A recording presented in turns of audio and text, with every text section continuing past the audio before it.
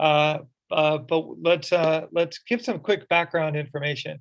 We at the McGuire Center are a center. I'll introduce our interim director, Alyssa, in a little bit. But we've been called the crown jewel of the University of Arizona, so we're very pleased by that. Every year we accept applications, and then from those applications we winnow down to about 80 students a year to whom we extend invitations to join the program. So a year and a half ago, our students applied to the program, and they have been in our program all academic year. We've been living in Zoom. None of us have met in person. None of our students have met with mentors in office hours. Many of our students have not met one another in person because of the COVID world that we're in. So it's an exciting and different year. Students, while you're here, you should know that we're super impressed with how you've handled this year. In fact, it's been a great year. Every year we say this year's class is the best, but their attendance has been the best, and their venture ideas are the best, and their engagement is super wonderful. So if we were in an auditorium with 500 people, we'd all clap for you students. So feel free to take a bow. I don't see you bowing, but that's all right. You're in Zoom land. Very well done. As I said, they joined us for the academic year. So back in August, students created teams of 3 or 4, 2, 3 or 4, and they came up with an idea. We at the McGuire program, McGuire Center, have 5 stages of what we call the idea path. The first stage is formulation, where you formulate a new venture concept. Second is validation, where you do primary and secondary validation strategies to make sure it's a reasonable and worthwhile new venture. Then we have a phase we call strategies, which is really early stage planning for operationalizing the venture. Then authorship, where they write a business plan and put together pitch decks. And finally, where we are now, what we call fluency and funding, where they get very fluent to talk about how they're actually going to launch their venture. We have 7 teams who have been selected for the finals. We've done a preliminary round earlier today, and before that, we've done other pitches to prep them for this. So we're super excited about this. As I said, my name is Randy Aceta. My colleagues, Michael Miles and Meredith Sol Flores Aguirre, will be helping us later today. John and Greg, I will introduce in a little bit. Ton Albright will also be on hand, as well as Ash Black. But first, we'd like to introduce the Dean of the Eller College, Dean Paulo Goes. Dr. Goes, Dean Goes, are you here? I'm here, Randy. Excellent. Thank you for being part of it once again. Well, thank you, Randy. It's my pleasure to be here. Good afternoon, everyone. One of the things we do all the time as Dean of the college is to keep thinking about the future of business and the future of business education.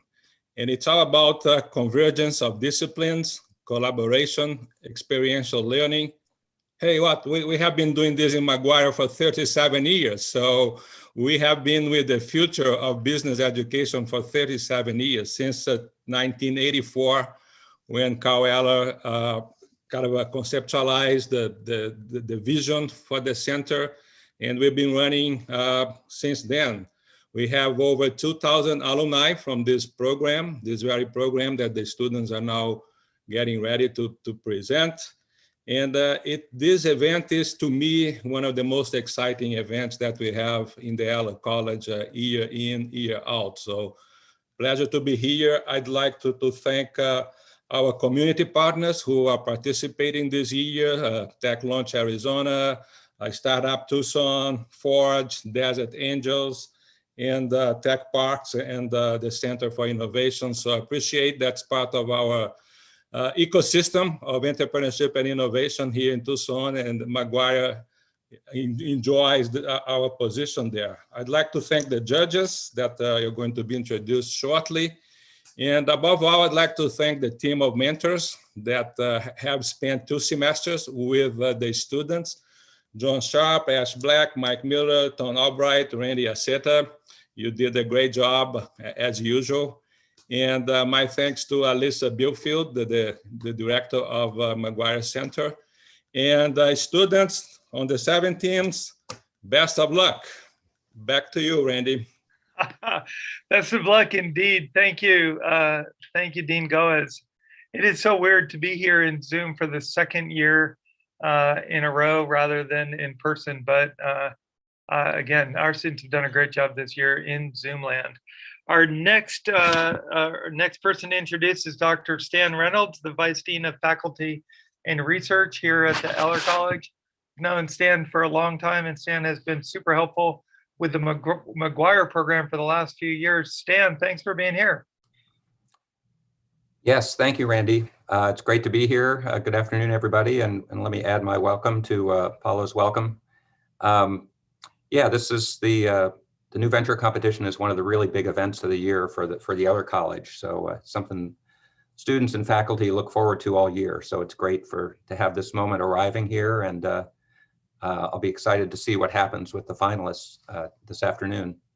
Yeah, as Randy mentioned, I've worked closely with the McGuire Center faculty and staff and mentors for the past 2 or 3 years, and it's given me a chance to see all the improvements they've made to the program. There's a lot of changes that have been made. I mean, some of them are sort of responses to COVID because we've all had to change what we're doing.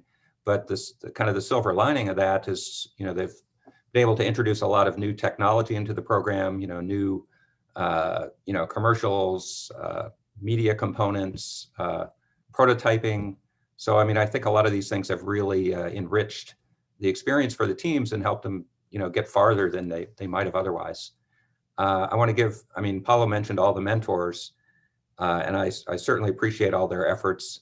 I want to give a special shout out to Ash Black, who I know is really, having Ash in the building has really helped all this. So thank you, Ash. One other thing I want to mention too, that, the student teams have worked really hard this year, and looking through the ventures, there are a lot of really exciting projects.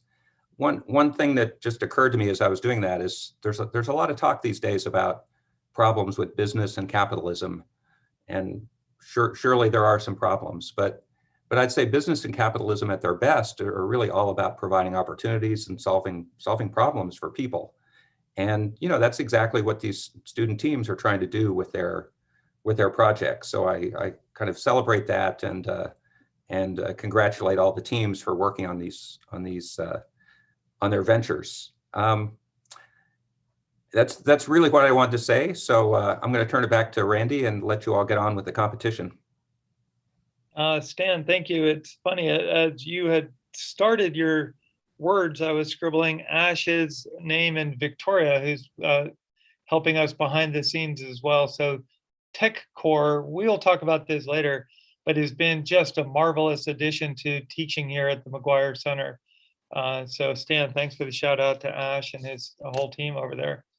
The last person I'd like to introduce for this part of the day is my colleague, Dr. Alyssa Billfield, who is the interim director for the entire McGuire Center. Alyssa, it's good to see you here.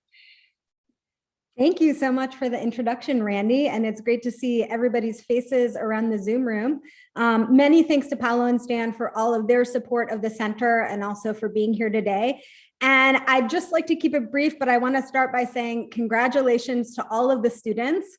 We have a really fantastic cohort from the semifinals who gave their venture pitches, and now we're about to see the finals pitches, which is, it's just thrilling to be at this point. But I know that all of you are aware that pitching is really just the fruits of all of your labor. So this is kind of the apex of the program, but you've been working so hard throughout this entire year. And so I just kind of want to review some of the other P's that are also really important to entrepreneurship, the entrepreneurial mindset, and also the process that Randy described as well.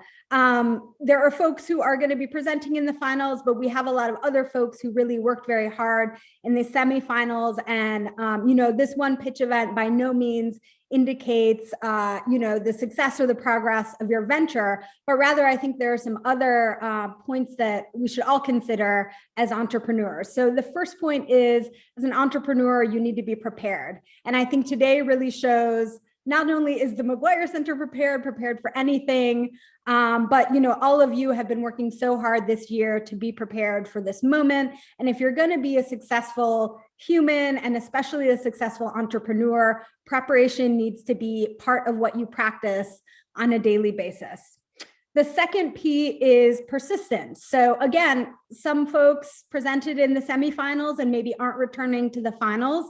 That doesn't mean that you don't have an amazing idea. And so all entrepreneurs, in order to be successful, need to really embrace the practice of persistence in whatever you do to succeed. The third point is problem solving. So I think we've all really had to problem solve this year in this new COVID-related environment. And so hopefully throughout the year, you've also been building and honing your skills in problem solving. And then finally, the fourth point to consider moving forward with, the fourth P, I'll say, is positivity. And so hopefully you've learned this through your mentors as they've been modeling this to you this whole year. While you're problem solving and coming up against challenges, being positive can be a huge asset. So, if you fall or if you fail, being able to pick yourself up, pick your venture idea up, and move forward with preparation, planning, persistence, and then also positivity will really serve you well moving forward as entrepreneurs. So again, we're at such a really exciting point today, and best of luck to all the students moving forward in the finals. But for everyone who's participated in this program, again, you've really demonstrated your skill as burgeoning entrepreneurs. So just to close, another thanks again, a round of a million thanks to all the mentors. They've really worked, 200% capacity this past year. So they definitely deserve all of these accolades. Also the judges, we really appreciate our round of judges who are here for the semifinals and also the finals. This event wouldn't be possible without you and all of the great insights you're able to provide to students. And then, of course, our alumni and donors provide so much important support for the center. So many thanks to, all of those 2,000 alumni that form the McGuire Center network and all of our really generous donors as well. So without further ado, I'll pass it back to you, Randy, and good luck to everyone. Thank you, Alyssa. That was actually a great segue, because the next group that we're going to introduce are our co-chairs of the program, Greg Watson and John Sharp. John, it looks like you're up. Thank you very much, Randy. Can you hear me? Yes, you can. Indeed. Thank you, sir. Thank you. Yeah, so as we get closer to competing, and I know everyone's really interested in getting some pitches, I got a little bit of housekeeping to do. So I just wanted to talk a little bit about, so I'm going to invite Greg Watson to join me here and talk a little bit about our program this year. So there have been some changes in our program. This year, we've shifted to fully mentor-led instruction. We had to really revamp the curriculum. Part of that was driven by the fact that we are online. But part of that was really about leaning into the fact that this digital revolution is here. It's been happening. And we really have been pushing our teams, all of our students, to really embrace what it means to be digital and what it means to be able to do business online. Pretty much every venture we see has some technology component to it. And that's a big part of what we do. We have 21 teams this year, with 10 teams declaring intention or interest in launching, which are extraordinary numbers. I think that's a real testament to our curriculum and our team, and really not just pushing, but encouraging teams to follow their dreams, follow their ideas, and create something that they may consider doing for real as they lead the program. Some other highlights: we had 3 teams participate in Startup Tucson, or participating in Startup Tucson idea funding pitch competition. That's not done yet. We had 1 team accepted and pitched in the Rice business plan competition, which is extremely competitive and super difficult to get into. We also have 3 teams that are working on products that came through I-Corps or are developed by local entrepreneurs. So, which is also something that's somewhat new for the program this year is bringing in projects from the outside and having NV teams work on those. In terms of today's competition, of those, the 21 teams competed for 7 spots in the finals. That happened this morning. We conducted the semifinals with judges from all around our ecosystem, including Tech Launch Arizona and UA Forge, Startup Tucson, and others. And it was super competitive. We narrowed that down to 7 as of around 11:30 this morning. And today you're going to see those teams pitch, but you're also going to see work products from all of our NVD teams. So there's been a lot of digital content created throughout the year. And that's part of the entertainment value that this broadcast brings. So Greg Watson, are you there? John. I treasure our heritage, and it is so exciting to be with our students here today. There's a lot of students that came to Eller just so that they could be part of this new venture development competition and part of these events here today. And I would like to first thank Carl and Stevie Eller. We will all miss Carl. Carl founded the original Carl Eller Center for the Study of the Private Market Economy, and he was instrumental in bringing a lot of donors to Eller College and what today is the McGuire Center for Entrepreneurship. That's part of our heritage. And I'd like to thank Chris and Carol McGuire. And in 2003, the H.N. and Francis Berger Entrepreneurship Program officially became what is today our Chris and Carol McGuire Entrepreneurship Program, our McGuire Center for Entrepreneurship. And back in 1992, there's another important figure that's with us today. Chris and Carol's son, Ted McGuire, graduated from our entrepreneurship program. And I'd like to thank Ted for his tireless contributions in networking and bringing our alumni back to our program and engaging new students through our Spark program and his continuous involvement in everything that's entrepreneurship. He's a genuine star and treasure. And you just heard from John. It is my pleasure as the academic lead and co-chair of the New Venture Development Program to also work directly with John. He's an outstanding leader in coordinating the day-to-day strategic execution of our program. Without the work of John, this day's event just would not be possible. One of my lifelong mottos is to do things that allow us to sign the back of the checks instead of the front of the checks. And that is just not possible without the great supporters of our alumni, great supporters of many of you that are with us today and watching us on our live stream. And it's not possible without a great, great team that we've had. You've seen many of them recognized here, but one of those keys right here is John Sharp. So thank you very much. I hope that you enjoy our activities today, and I hope we earn your continued support today. Thanks. Yeah, I'll talk about it. I'll talk about it later, but the team around me is fantastic. So I get far too much credit. I do appreciate the kind words. And Randy, we're going to bring Ted on, I think, next. Am I right? Yeah, but since we're talking about a team, I don't think we have slides for them. Our center is run from the corner by William and Jackie, who always do a great job, even though we can get to see them here. And Jordan Elias, who coordinates a lot of the work with our students. Jordan, I know you're here, so students, if you're around, just either raise a toast or clap some hands for Jordan. But Jordan, you're a rock star. Next up is Ted. Ted, you are going to have us meet our judges. So Theodore, you're up. Hello, everybody. Congratulations on making it to the finals. We have 6 judges today, and so we are grateful for their time. You can see their names on the slide, and we are going to have each of them say a few words, but we have Chris McGuire, the president of the H.N. and Francis C. Berger Foundation, Joanne McMaster, the CEO of Desert Angels, Colleen Sanchez, the vice president of IBM Technical Services, Sean Conway, a McGuire alum, founder of those businesses on the screen and currently traveling the world, Michael Beer, who is an alum of the McGuire Center, class of 03, and he's the head of strategic finance for Luminar, and rounding out Robin Taussig, who is again an alum from the class of 2000, and she founded recently Savvy Self. It is fun to point out, people are joining us from San Diego, San Francisco, Mexico, and here in Tucson. So in the order on the slide, if each of you judges could, we'll start with Chris McGuire, if you could unmute and take about 30 seconds and tell us about yourself and your affiliation with the program or anything else you'd like to say in 30 to 45 seconds. Thank you, Ted. My wife and I both are graduates of the University of Arizona way back. I graduated in 1963. My wife graduated in 1962.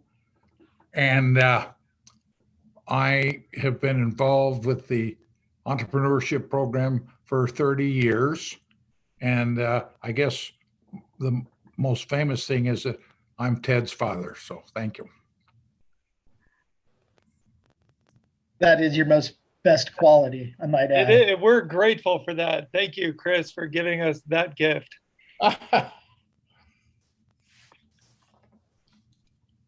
Oh, that's it. Thank you. All right, thank you. Well, I'm not sure how to follow that. I'm Joanne McMaster. All roads lead back to McGuire. I'm not a McGuire alum, but I was program director from 2001 roughly to 2006. So some of you may know me. And I did also a second tour of duty at the University of Arizona, where I worked for Tech Launch Arizona for about 6 years, leading the venture development efforts. I am now a full-time angel investor, and I serve the Desert Angels as the CEO. That's our local angel investment group. And I'm super excited to see the teams today and hear your pitches. Thank you. Great. My name's Colleen Sanchez. I'm a vice president, as what was mentioned before, of IBM Global Services. I'm the Arizona and New Mexico State Executive. I can't get too far from the national labs, especially in New Mexico, being that I worked for them for a number of years. I lead a technical services team globally, engineers, scientists, consultants for IBM. Graduate in Arizona, my remains a professor scientist with Arizona, and I adore being here in Tucson to lead things virtually, globally for IBM, and I'm so happy to be here. Thank you. Sean? Hey all. My name is Sean Conway. I was actually in your position in 2007, too many years ago, but so definitely understand all the hard work and applaud you for everything you've accomplished getting to here right now. After graduating, actually started my first company called Note Hall out of the ILC. Basically bootstrapped it, grew it for 4 years, sold it to a company called Chegg. Had the opportunity to start another company called Pillow. Ended up raising about $18 million and later sold that to Expedia. So yes, I'm looking forward to hearing all your presentations. Good luck. Hey guys, Michael Beer, graduate of the program in 2003. Currently at Luminar Technologies, I lead financial strategy. We recently took the company public in December and raised about $1 billion for that company over the last 4 years. Beginning next month, I'll be taking a role as a CFO of a EV charging company, so pretty excited about that. And really my time in Silicon Valley is kind of a second career. I really spent the first 15 years of my career on Wall Street in both New York and in Hong Kong and Singapore. I credit much of my success, frankly, to the foundation that was laid in this program and some of the friendships and relationships that I was able to sort of create there. So best of luck to everyone. Really looking forward to it. Hi, everyone. I'm Robin Tosick, class of 2000. I was in your place. I remember being in your place now 20 years ago, which is kind of unbelievable, but it's an exciting time with the competitions. But I commend you all for even being part of the program. It's one of the most instrumental things that really paved the way for my journey through entrepreneurship, through the corporate world, and then also finding my way as a social entrepreneur and founding my company, my present company, Savvy Self. And I'm also honored to stay involved with the program as a member of the board on the McGuire Center, and then also as an alumni mentor. So thanks so much. I'm honored to be here. I have to say that was the best set of introductions. That was great. We didn't have to cut anybody off or anything. Sean was here. My guiding memory of Sean is me saying, "No, Hall, that's not a great idea," and him going on to like rule the world. So that shows what I know. I personally, before I turn it over to Mike and Marisol, do feel duty bound as the old timer here at this point. Showed up about 14 years ago, but I've worked with some great folks. So some of you went through the program. So we really need to thank folks who came before us on the mentor team: Dan Janes, Emery Toker. Those of you who worked with Bob Morrison when he was here as part of our Desert Angels. Sherry Hoskinson ran the program for a long time and did a great job. And many of you will remember Jim Gendrick, our good friend and mentor, who was with the program forever. So Jim, if you're watching this, thank you very much.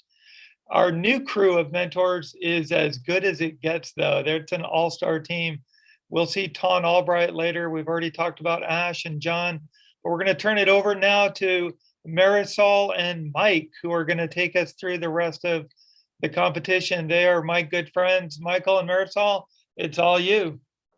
Randy, thank you. So good afternoon, everybody. I'm lucky to be here with my good friend Marisol. We're going to host the 7 pitches that are coming up here shortly. Well, one of the things that we wanted to share is a little bit of reflection about today's semifinals. So we had our semifinals today. We saw 21 pitches. Each of our venture teams just did a fantastic job with those. And I was struck by the difference, the maturity that all these two teams have gone through since August.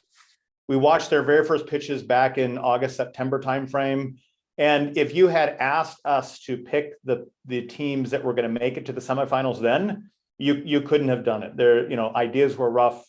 There were a lot of nerves about pitching in public, and so forth. The teams have really matured a lot over the past few months since then. This morning, it was also very difficult to pick who's going to make it to the finals, but for very different reasons. All of the pitches that we saw today were just extraordinary. And I know in the room that I sat in the deliberation with the Startup Tucson judges that were evaluating 5 of our teams, it was really, really difficult to select the teams that made it to the finals based on the great work that all of those 5 teams had done in our room. Marisol, what do you think about this morning's semifinals? Yeah, absolutely. Just again, thank you so much, everyone, for giving up your time today. All of the judges, muchísimas gracias por estar aquí con nosotros. Thank you all for joining us today, and all of the students. This has been a wild ride for the world, right? And here we are in this microcosm at McGuire, and really all of the students have performed incredibly well. Where y'all started, we talked about that at the beginning of the program, right? Where you start and where you end will look so different. And I hope you're feeling that today. I hope you're really proud of all the work you've done. I know that as a mentor and speaking on behalf of the mentor team, we are so proud of all the work and all of the maturity and all of the, dare I say, tears that have been shed and late nights. And I know, navigating online has been difficult. And so just a really incredible group of students and of peers. So thank y'all for hanging in there with us as a mentor team, but just a shout out to all of the students, both watching through YouTube and here that are getting ready to pitch. I said it earlier, Mike, my hands are sweating for them and I'm not even pitching. So when some of the other, some of the judges said, oh, I ran through the program, I can empathize. Me, I'm like, man, my hands are sweating. So let's not make them wait too long. I know we have some information about how the day's going to run. Mike, what do you have for us? Yeah, I'll keep the rules very simple. We're going to ask each team to pitch for 5 minutes. We'll keep that timing very strict. If we know that you're finishing up on last sentence or slide, we'll let you go slightly over 5 minutes, but we'll try to keep that very tight. We'll ask judges to spend about 5 minutes of Q&A as well. We'll be a little bit more lax on that timing. If there's a couple interesting questions that are happening, we might go over by another minute or so. So students just be prepared for that. We might do 5 or 6 minutes with Q&A. The judges have already seen the rubric. The rubric that the judges have seen is the same rubric that the judges used this morning to evaluate pitches. And it's roughly the same rubric that we used back in academic review a couple of weeks ago. So you should be familiar with the criteria that judges are going to use to evaluate this afternoon. And then the result of these 7 pitches and the judges' review and feedback, that will help us determine our final, our top 3 winners from today that we'll announce after all the pitches are done. So without any more delay, I know students are super anxious to get started. I'm guessing that your hands are sweating a bit like Marisol's. Victoria, do you want to roll the first couple of commercials? Can't sleep? Stressed out? How do you escape to your happy place?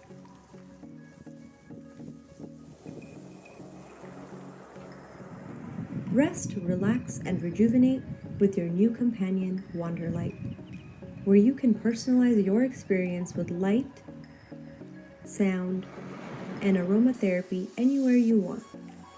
Find your happy place with your very own Wanderlight. Visit www.thewonderlight.com for more information.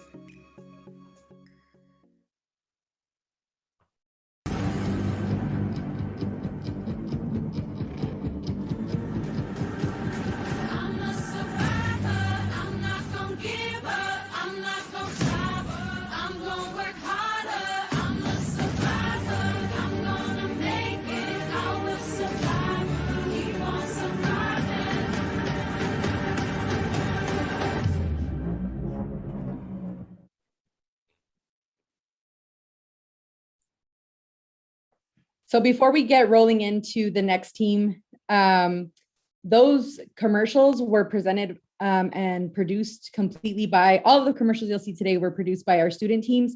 Those 2, Wanderlight and Smart Gloves, really incredible student teams to work with as well. Really saw a lot of refinement in their venture over the last semester. But the commercials were something new that came out of this format that we loved and the students really loved. And we got to see an opportunity for expression, creativity, and really packing in all of these different tools that they've learned throughout the year. So those were the 2 that you saw previously. We'll be running student commercials throughout the competition today.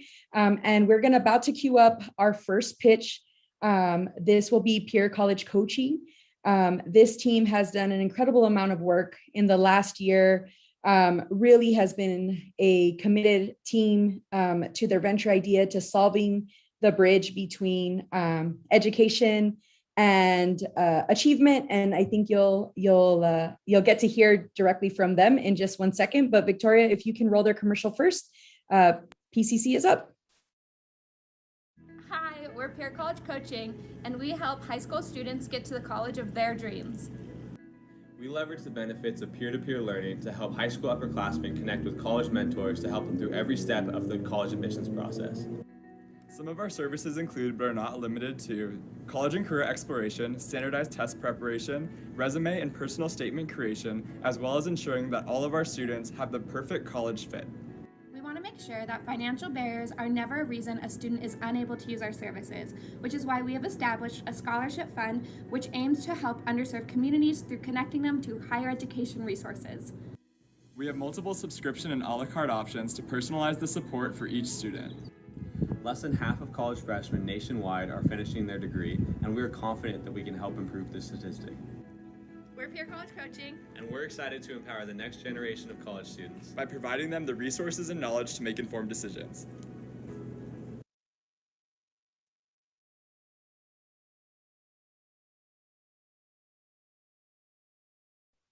Okay, Peer College Coaching, you have 5 minutes. So you're ready. We are ready. We're going to get our slides up and then we will get going. As soon as I see your slides, I'll start the time. We're disabled from sharing. Victoria, I think that's you.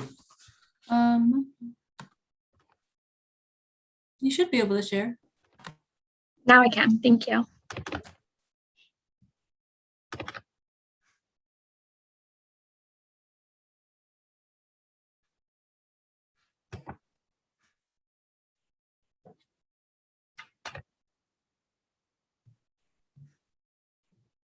All right. Hi, everyone. We're Peer College Coaching, and we're excited to show you how we will empower the next generation of college students.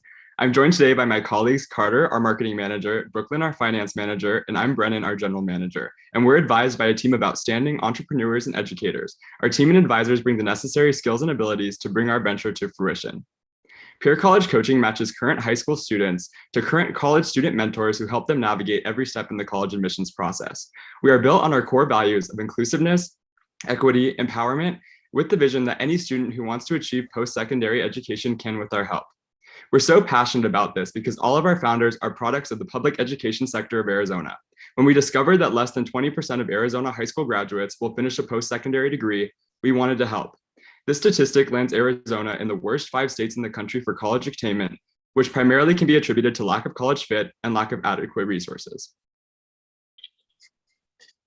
We have 4 main trends that our team is currently seeing in the industry.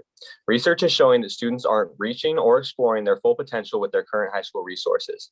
Secondly, existing outside platforms are entirely too expensive and oftentimes bar underserved communities from seeking post-secondary education and creates the skewed trend towards overwhelming affluence in colleges.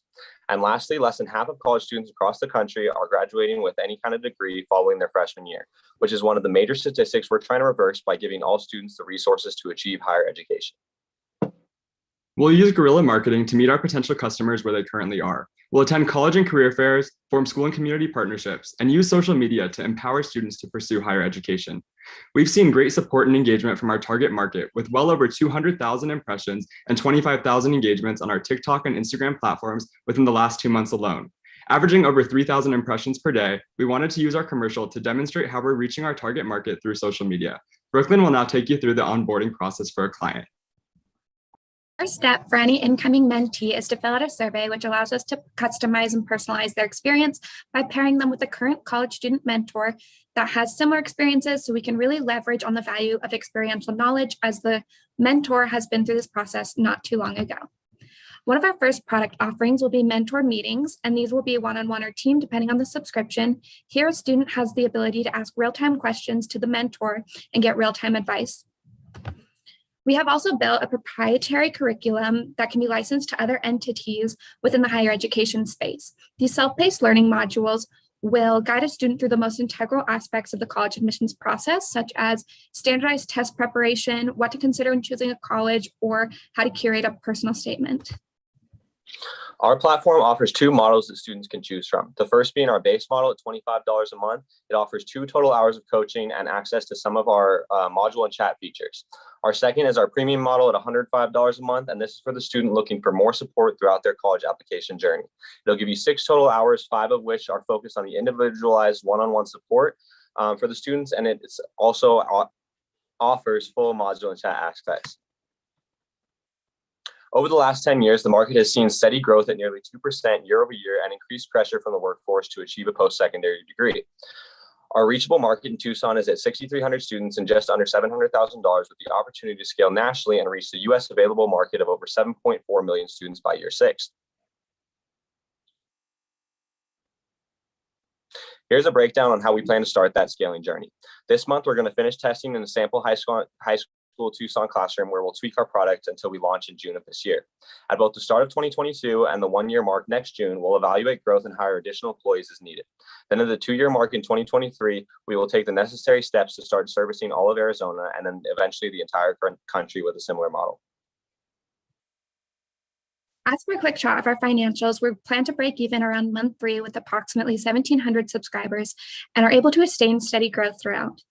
We are able to attain this through bootstrapping and leveraging our founder's strength, as well as responsive labor costs, as our mentors will be hired as independent contractors and we will also have low fixed costs. In addition, we will invest all of our profit into a scholarship fund to make sure that all students can use our platform and financial barriers are never an issue. Here's some quick little financials and stats. Customer acquisition cost is approximately $72, which is in line with the industry average, and a lifetime value is approximately $196. Now, this is built on the assumption that the user will be on the platform for 4 months and 20% of users will use the premium subscription. Our profit margins are about 12% on the basic and 36% on the premium. As for funding, we are asking for $50,000 in return for 10% equity, which we'll use to expedite our scalability and increase our timeline. We look forward to empowering the next generation of college students and are excited to hear any questions, and thank you for your time. Good job, team. You nailed the timing. So fantastic job with that. Judges, you have 5 minutes for Q&A.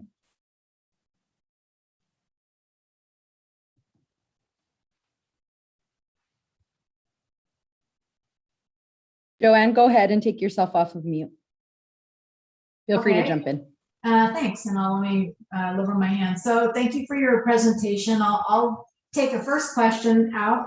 How do you validate or verify the college mentors, and then how do you pair them with the students? Yeah, that's a great question. Thank you for being here. So we go through a very strict vetting process for all of our potential college coaches. So they'll go through a typical application process where there'll be a traditional application and interview, when we're really trying to aim to create a diverse app candidate pool to pull from to make sure that we are representative of a wide variety of majors and experiences to adequately represent the individuals who we have the ability to pair them with. And then as a student is entering our platform, they will also fill out a survey, which will allow us to connect their interests specifically back to the mentor that has expertise in that area. Judges, you can just take yourselves off mute as you're ready. So Sean, I saw your hand up, but you can just jump in if you're ready with your question. Yeah, I was wondering if there was a format that you're going to have all your mentors use for scalability purposes. So from state to state as you guys expand. Yeah, could you maybe elaborate on what you mean by format? A certain process, so it's structured that you're, the student and the mentor, something that works and it's been proven to work, whether it's like a presentation or a series of steps you'll take. Sure, absolutely. Yeah. So Brooklyn, if you want to take us to a potential slide on some of our curriculum design. So we're going to have all of our coaches run through the same training. So that way it's standardized across the platform. Here's an example of some of our basic learning modules that we're in beta testing for right now with some local coaches and high school students. And so there'll be a basic model, but then the goal is really to provide individual support to all the students. So there will be those one-on-one conversations between the coaches as well as our clients to make sure that they're covering the material that's going to be most beneficial to the individual needs of the student. And then our group coaching sessions will focus on higher level things like standardized test preparation, where a wider range of individuals will get a lot out of a session like that. Okay, perfect. Thank you, Brendan. Thanks for that question.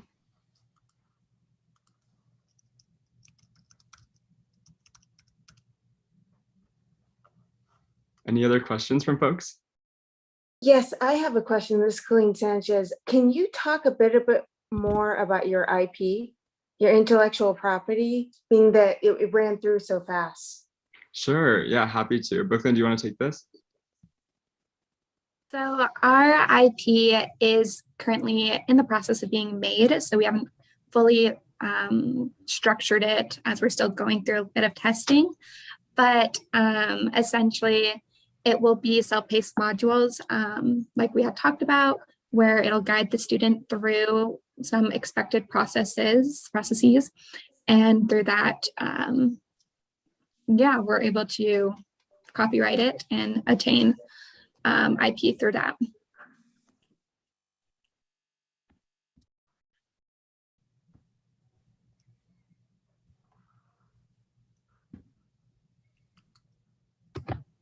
Any other questions?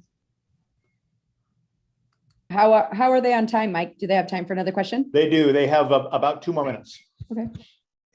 Out of curiosity, I was just, you decided to make it a nonprofit versus profit. I was just curious the reason. Sure. Yes, there were a few reasons going into that. One of them being that we wanted to reinvest 100% of our profits back into the scholarship fund to help specifically students that may have a financial barrier, to make sure that that's never a reason for them not to gain access to our service.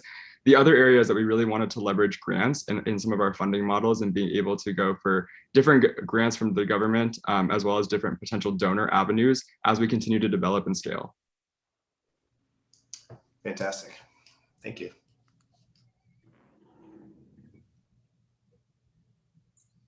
Any more questions from our judges? Sure, I'll ask another. Oh, sorry, Michael's got his hand raised.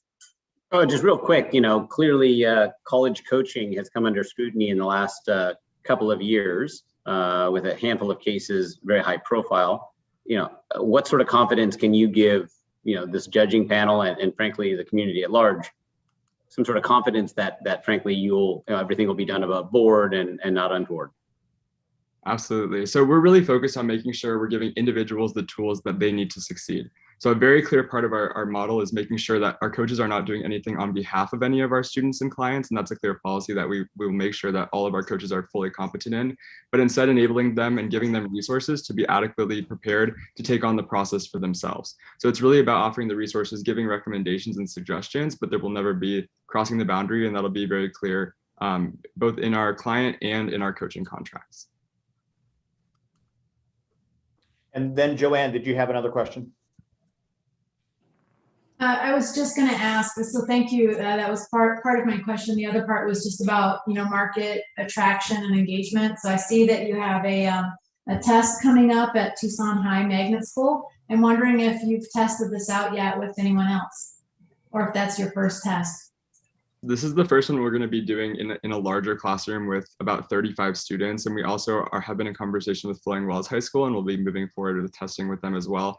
But one of the things we're organically seeing a lot of interest is through our social media platform. So we're gaining over 200,000 impressions in the last 2 months alone. And those are exactly from our target audience, since we're able to track those metrics on the back end. And there's been a lot of great conversation, and the engagements here are either likes and comments. So we're able to engage with our users actively, and they're showing a demonstrated interest in our venture and in the curriculum and conversations that we're sparking.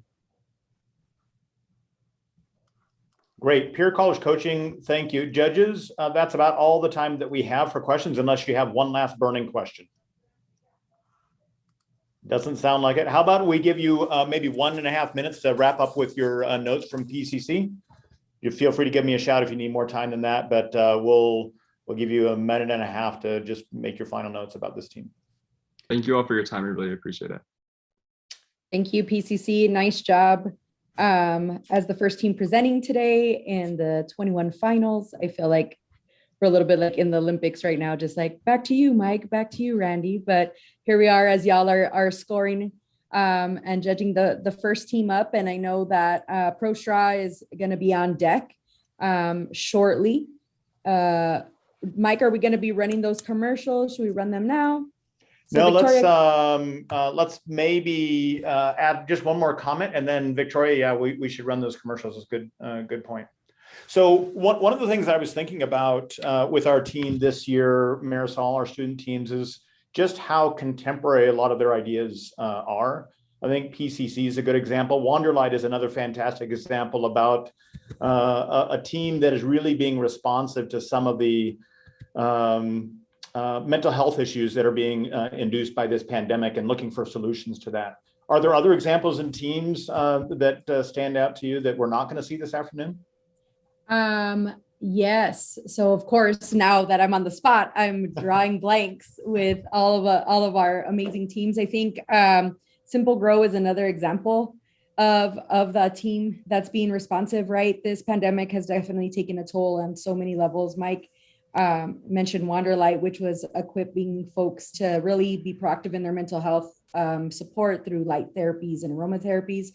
Simple Grow was another one of those that was really a hydroponic grow apparatus almost that really maximized space and use of seeds and all of these kinds of really amazing tools to be healthier and eat healthier. And so I think that's another really great example of the ways in which our teams are being responsive, are looking at the market, but also looking at the ecosystem and what challenges exist and what problems existed for them that they were seeking to solve. So that's what excellent point. And let me just apologize in public for putting you on the spot with that question. Sorry.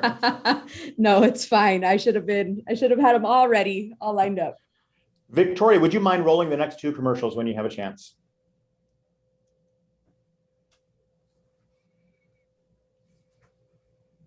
Save ideas across different threads on the internet, share knowledge, scattered screenshots, organization, saving multiple tabs and links. Well, I got a perfect solution for you. All you have to do with Dive, this extension, our Chrome extension, connects on this right side. Anything that you want to save, piece of text, a video, a picture, a link, essentially you click the Save to Dive icon, you apply. What happens is that information gets put right on that right side. Then you could start to order them and list them in different facets. You can tag that information so you could always look back at it. And you would be able to easily share these threads. Meet Billy. Billy just received an email from his dream job that he has an upcoming interview in 2 weeks. Billy is really stressed because he is away at college and his mom isn't there to take him shopping for a new suit. Not only that, but Billy doesn't have enough money to afford a traditional business suit and he doesn't want to leave his home during the current health crisis. Luckily for Billy, there's Strictly Business, an online marketplace for buying, selling, and renting used business attire. We will begin by collecting clothes on college campuses where students will have the opportunity to come trade in any old clothes they no longer want for money. From there, we will use an eco-friendly dry cleaning process to clean the clothing, and then of course patch up the clothing with in-house alteration experts. Then, all of the used business clothing will be posted on our site where customers can browse our entire collection and have items shipped directly to their door. Thanks to Strictly Business, Billy is now confident and ready to kill his interview. We look forward to seeing you at Strictly Business. Strictly Business. I hadn't had a chance to see your commercial. That was great. Mike, had you had a chance to see it? You know, I saw it once before late last week, and Marisol, it was a good example of just how creative some of these teams are. That commercial obviously was not significant cost or time in terms of production, but they did a really good job of integrating humor, their storyline into a really compelling commercial. And I think that's indicative of a lot of the commercials that we're going to see this afternoon. Yeah, absolutely. And I know that the first commercial Dive, they were a little bit low in the volume, but did you want to expand a little bit about what that team's venture was all about? Yeah, so Dive is an interesting venture. Daniel and team are working, really revolutionizing how anybody that's collecting data, sharing data on the internet can do that most effectively. Dive was one of the teams that actually pitched in a room that I was in this morning. And that team just did a fantastic job of outlining what their business was all about, their revenue potential, their growth potential. Really interesting team to watch, even though they didn't make it to the finals. Mm-hmm. Let me segue to introducing our next team, ProStraw. So ProStraw's definitely started to light the MVD program on fire over the past few weeks. I really hadn't seen much of their venture until the last maybe month or so. And they really have impressed me with understanding some of the challenges that they're going to have to go through in order to bring their team to market, or their product to market, finalizing and polishing their pitch. I was really impressed with how far they've come just over the past few weeks. And I think the judges are going to see that too as soon as they pitch here in just a few seconds. Victoria, would you mind rolling their commercial? Life is busy. Keeping up with a fast-paced lifestyle requires you to be at the top of your health and nutrition game. But how to carve out time for anything in your schedule when you're constantly multitasking and on the go? We know exactly how you feel, and we've got a simple and easy-to-use solution. ProStraw 1.0 by ProStraw Supplements. This convenient nutrition delivery system encapsulates our custom protein-based powder within dissolvable beads in an easy-to-slurp biodegradable straw. Unlike other products that make more mess than it's worth, each slurp of ProStraw 1.0 packages a flavorful punch. Whether you approach fitness casually or live for working out, ProStraw 1.0 is meticulously designed to be the perfect product for all active individuals. Move towards a fitter and healthier lifestyle with ProStraw Supplements. ProStraw Supplements. Nutrition on the go, made easy. ProStraw team, I will start your timing here as soon as I see your slides. In the meantime, I don't think, judges, you're going to hear too many teams use the word slurp in their commercial or their presentation today, so take note of that. ProStraw, when I see your slides, your timing starts. All right. Thank you, Mike. We are ProStraw Supplements, nutrition on the go, made easy. America has a problem. The American diet is junk. As you can see on the left-hand screen, this is a picture of the average American diet, which is high in sodium, refined sugars, and saturated fats. Protein is essential for all of us, and this diet lacks that. Protein is essential because it builds our bones and muscles and gives us the energy we need throughout the day. In my freshman year, I had problem finding a balance of nutrition and protein due to the lack of options around me that were affordable. The only walkable options were fast food restaurants, and the only affordable options I could have in my dorm were unhealthy snacks. So that led me to think of ProStraw 1.0, which is a product that gives you 40% of your daily intake of protein, which is 20 grams of protein, and is packed with protein-packed beads that are dissolvable. And our product is also 100% biodegradable. We will be selling our product in packages of 15 and 30 for $15 and $28. And we will have flavors such as vanilla, chocolate, and strawberry, with more down the line planned. So our market research has brought us to 2 customer personas we'll be targeting. And one of those will be the typical mother who is health conscious, and the other more aligns with my view freshman year, which is a young college student that would like to make protein shakes in the comfort of their dorm or room. And both of these personas spend hours a day on social media, which ties directly into our marketing plan. So based on our previous marketing campaigns towards our target personas, we found that marketing on Facebook and Instagram were the optimal engagement channels, and we're expected our cost of acquisition cost to be $6, and we expect each customer to at least purchase 1 month of supply for around $30, and we expect them to stay for at least 6 months, leading to a LTV or lifetime value of $180. The health and fitness market is ever growing, which is overwhelming for us in our favor.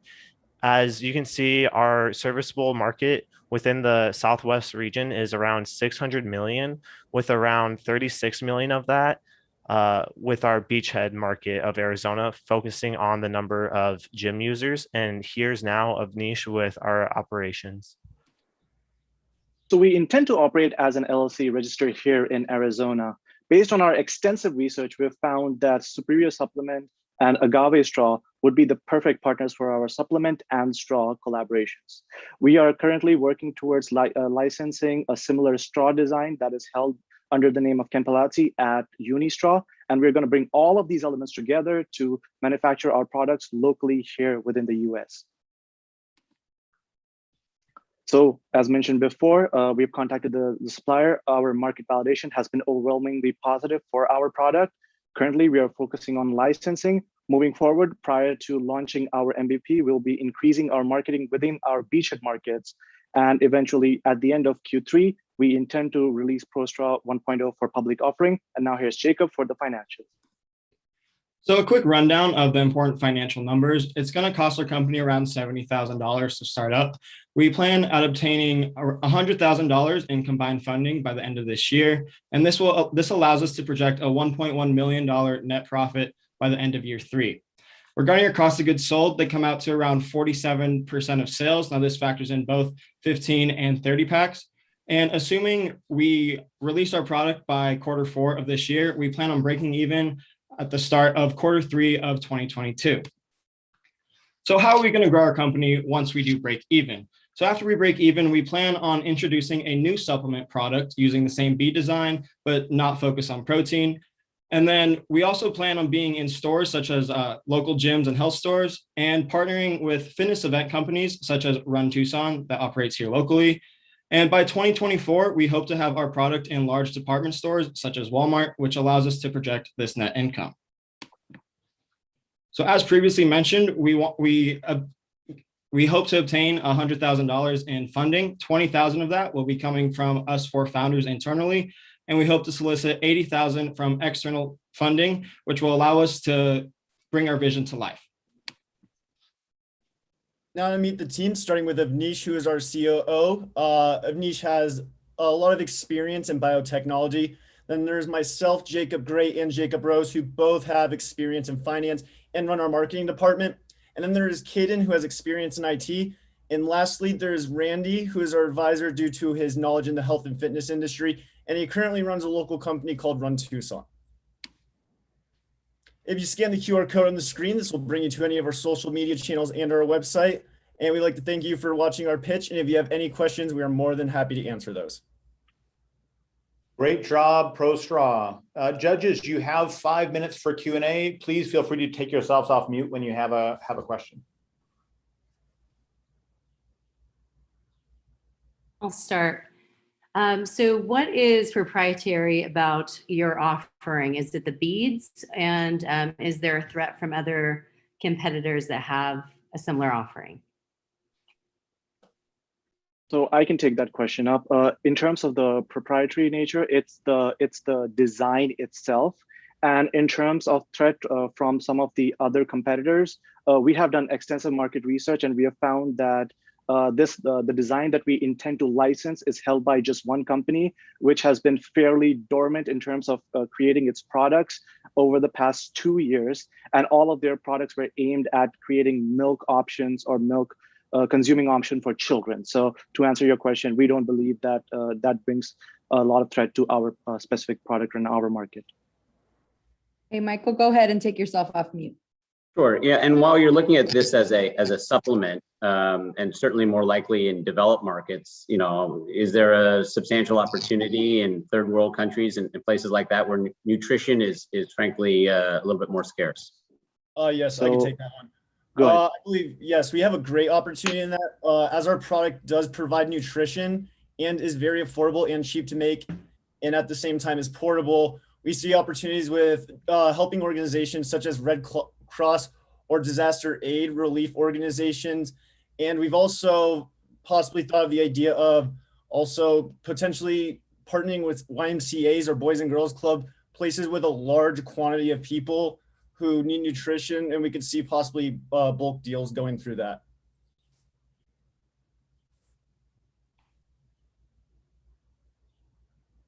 Hey guys, so I'm seeing you said the 47% or 47% is the cost of goods sold. Yes. And so do you see this going, how much do you see this going down? Is this in year 3 initially, like with scale? Do you see Go ahead. Yeah. So the 47% is for the first year. We do anticipate that going down to around 35 to 40% as we scale up and our variable costs go down. But the 47% is just focusing currently through sales through like our website. And then once we have more bulk deals with gyms and other stores, we anticipate that going down to around 40%. Good answer.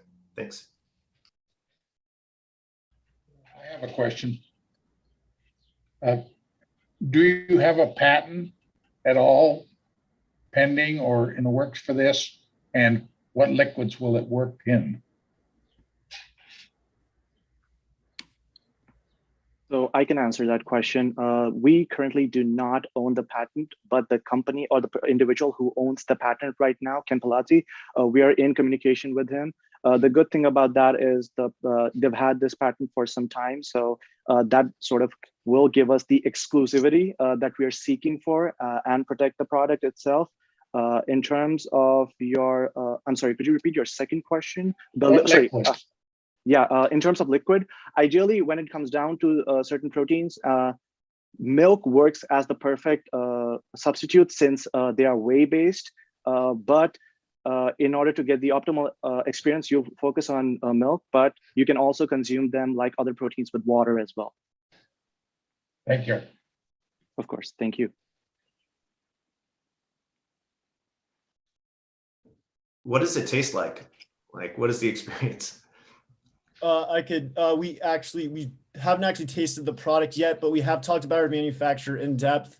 And from our conversations with them, one of the things we did make an emphasis on is we do need the product to actually taste good and be appealing. And our manufacturer, although we haven't tasted it, they assured us that they believe we'll be happy with the taste and it will deliver something that will be appetizing to our market.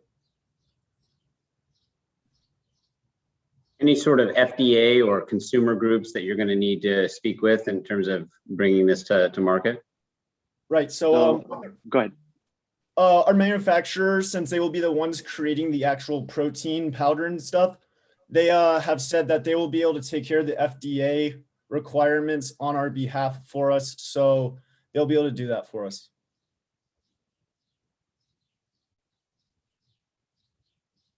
Okay, judges, unless there's one last remaining burning question, that's all the time that we have. Yeah, one last question for me. I think there were Please. two. One that said that the startup costs were 70,000. There was another one that talked about 80,000. There's two different slides, two different numbers. I just want to understand how they tie back. Yeah, so the $70,000 in startup cost. So that's mainly focused on here. One second.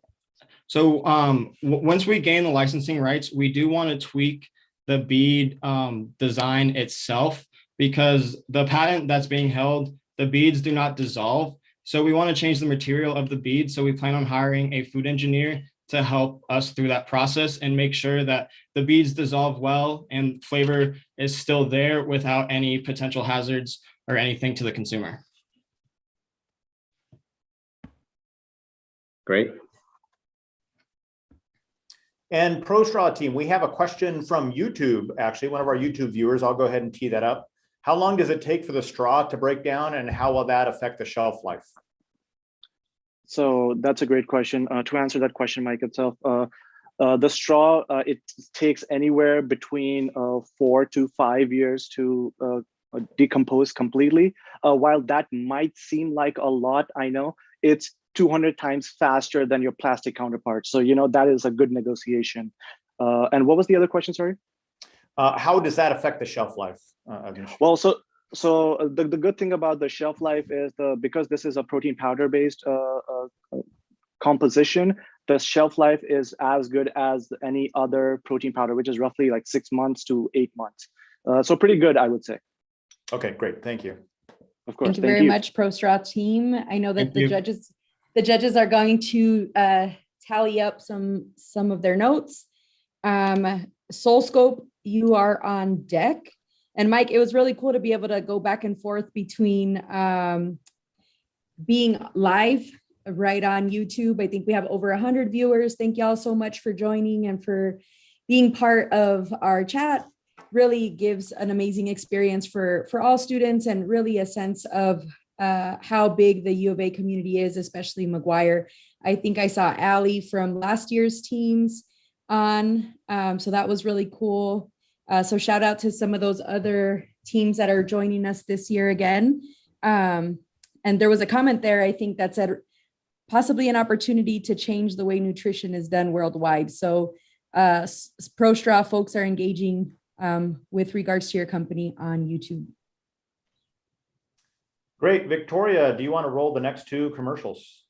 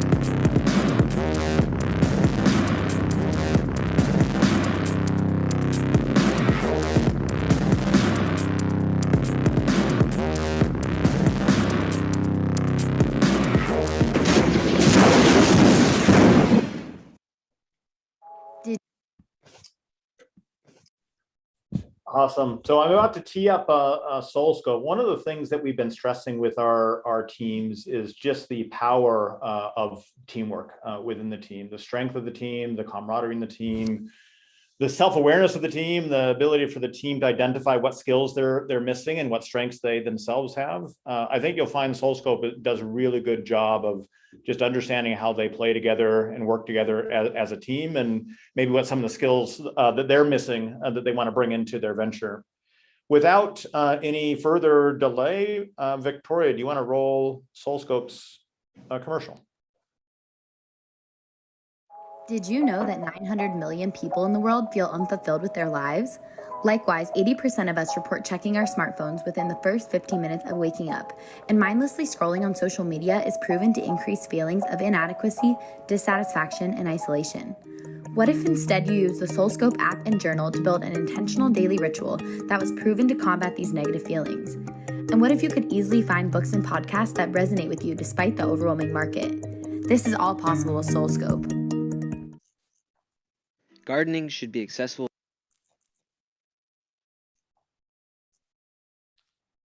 Okay, SoulScope, I am ready to begin your timing just as soon as I see your slides. Let me get that queued up. All right. So how many books do you have on your shelf that you haven't even read? Or how often have you wanted to get into listening to podcasts, but you just didn't know where to start? Or how many times have you felt negative feelings after just scrolling on social media? Or even do you feel more motivated, inspired, or even productive after reading a great chapter or listening to a great podcast episode? Hi, everyone. We're Team SoulScope. I'm so excited to introduce you to my incredible team. We have Megan, Cody, Olivia, and myself, Danny. At SoulScope, our mission is to foster people who are dedicated to empowering their souls on a daily basis. We have three main tools to help us build our community: the Scope app, the SoulScope physical journal, and the SoulScope Instagram. Like most individuals, you probably wake up in the morning and immediately check your smartphone. Rather than mindlessly scrolling through social media, you instead open the SoulScope app and start your daily check-in, a place where you can go to have an internal check-in with yourself. From there, you'll identify some of your favorite topics. Say you're interested in organization, self-care, and productivity, and you also love atomic habits and the joy of procrastination. Your soul picks will then curate specific recommendations similar to your interests for you to choose from. This will help eliminate the clutter of the market, since research shows that individuals are much more satisfied with fewer options.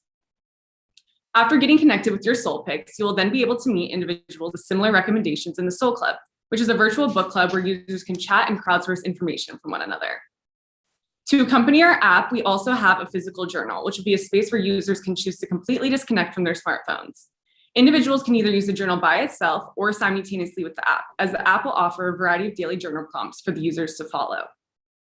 Our app is freemium and subscription-based. Our free version will generate revenue through in-app advertising and give users access to our three main features. Our premium version will be priced at $9.99 a month, with the key benefits being no paid advertisements, unlimited soul picks, and most importantly, access to our Soul Spotlight. Our journal will be priced at $25, but will be offered to our premium users at a discount of $12.50.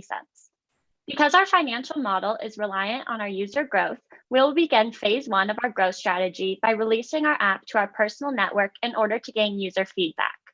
In phase 2, we'll offer referral incentives for our first 1,000 users to help grow our user base. By year 3, we'll see organic growth from our initial user base and will begin to scale by entering other markets that we are connected to, like Greek life and therapy networks.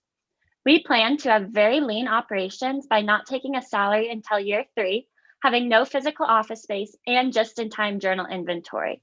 Our strategic growth strategy combined with lean operations will allow us to reach a net income of nearly $1 million in year 2 and about $7.5 million in year 3. We expect to break even in month 16 and have an operating profit by month 4. We want to highlight the advisory board we've created of experts in their industries who have worked and supported us along our journey. These professionals will aid in our user growth and reach new channels once our app is on the market. Since launching our main social channel 2 months ago, we have gained significant engagement and retention. We are averaging 70 new community members of SoulScope per week, have made over 50,000 impressions, and activated over 500 potential users.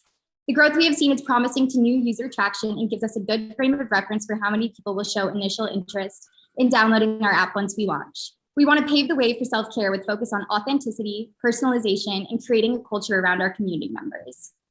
Based on our market research, more than half of Americans intend to be more mindful about regularly practicing self-care, and prioritizing mental health after this year. And with so many self-improvement resources hitting the market each day, we see an even greater need to capitalize on the market gap. We are dedicated to launching SoulScope to tackle the growing self-care industry and to help individuals combat negative feelings, which is why it's our priority to build our community first. It's more important for us to do this right, not rushed, which is why we are offering 5% equity for 2 developers who see the future of SoulScope like we do. Ultimately, SoulScope is bridging the gap between the vast amount of resources on the market and how easily accessible they are. By curating personalized resources, we will encourage our users to rewrite their normal and create new daily rituals inside and outside of their smartphones. In an underserved market, we're giving our users the opportunity to start and end each day on a positive note. So why us and why now? We truly believe that this is the time to enter the self-improvement and mental wellness industry. The industry is taking off and the pandemic has only accelerated this growth. And this is the first tool of its kind. Thanks to our greater team, we know that we can make this happen. We are also part of our target market and we understand this demographic and their need for SoulScope. So by creating a movement of people who are dedicated to empowering themselves on a daily basis, together we can create a more mindful world. And now I'd like to open up the floor to any questions that you might have. Fantastic job, SoulScope team. You nailed the timing right on 5 minutes. So fantastic. Judges, you have 5 minutes for Q&A.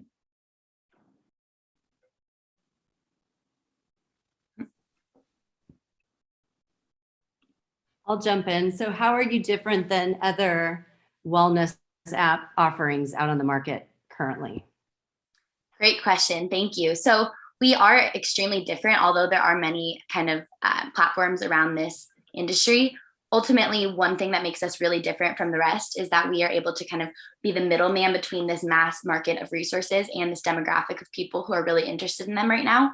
So ultimately, we're creating those curated recommendations, which no other app on the market is currently doing. And in addition, we are curating that with our guided journals. So basically our daily check-ins that you'll see in the morning and night kind of create that routine, which then will integrate with those recommendations. And then we also have that kind of community feature. And there is no app on the market right now that combines all 3 of those features. Great. Hey, go ahead, Michael. You want to come off, and then Sean, you can go next. Great. When you talked about the product pricing, I think there was the free and premium, and then there was another price point for the journal package. Is this a bundled product, or are those each individual? Yeah, great question. Megan, would you like to take that one? Yeah, I'll take that one. So how we have it right now is that our journal will be sold separately from the app, but kind of as an incentive for our premium users, they will get a 50% discount off our journal, making it only $12.50.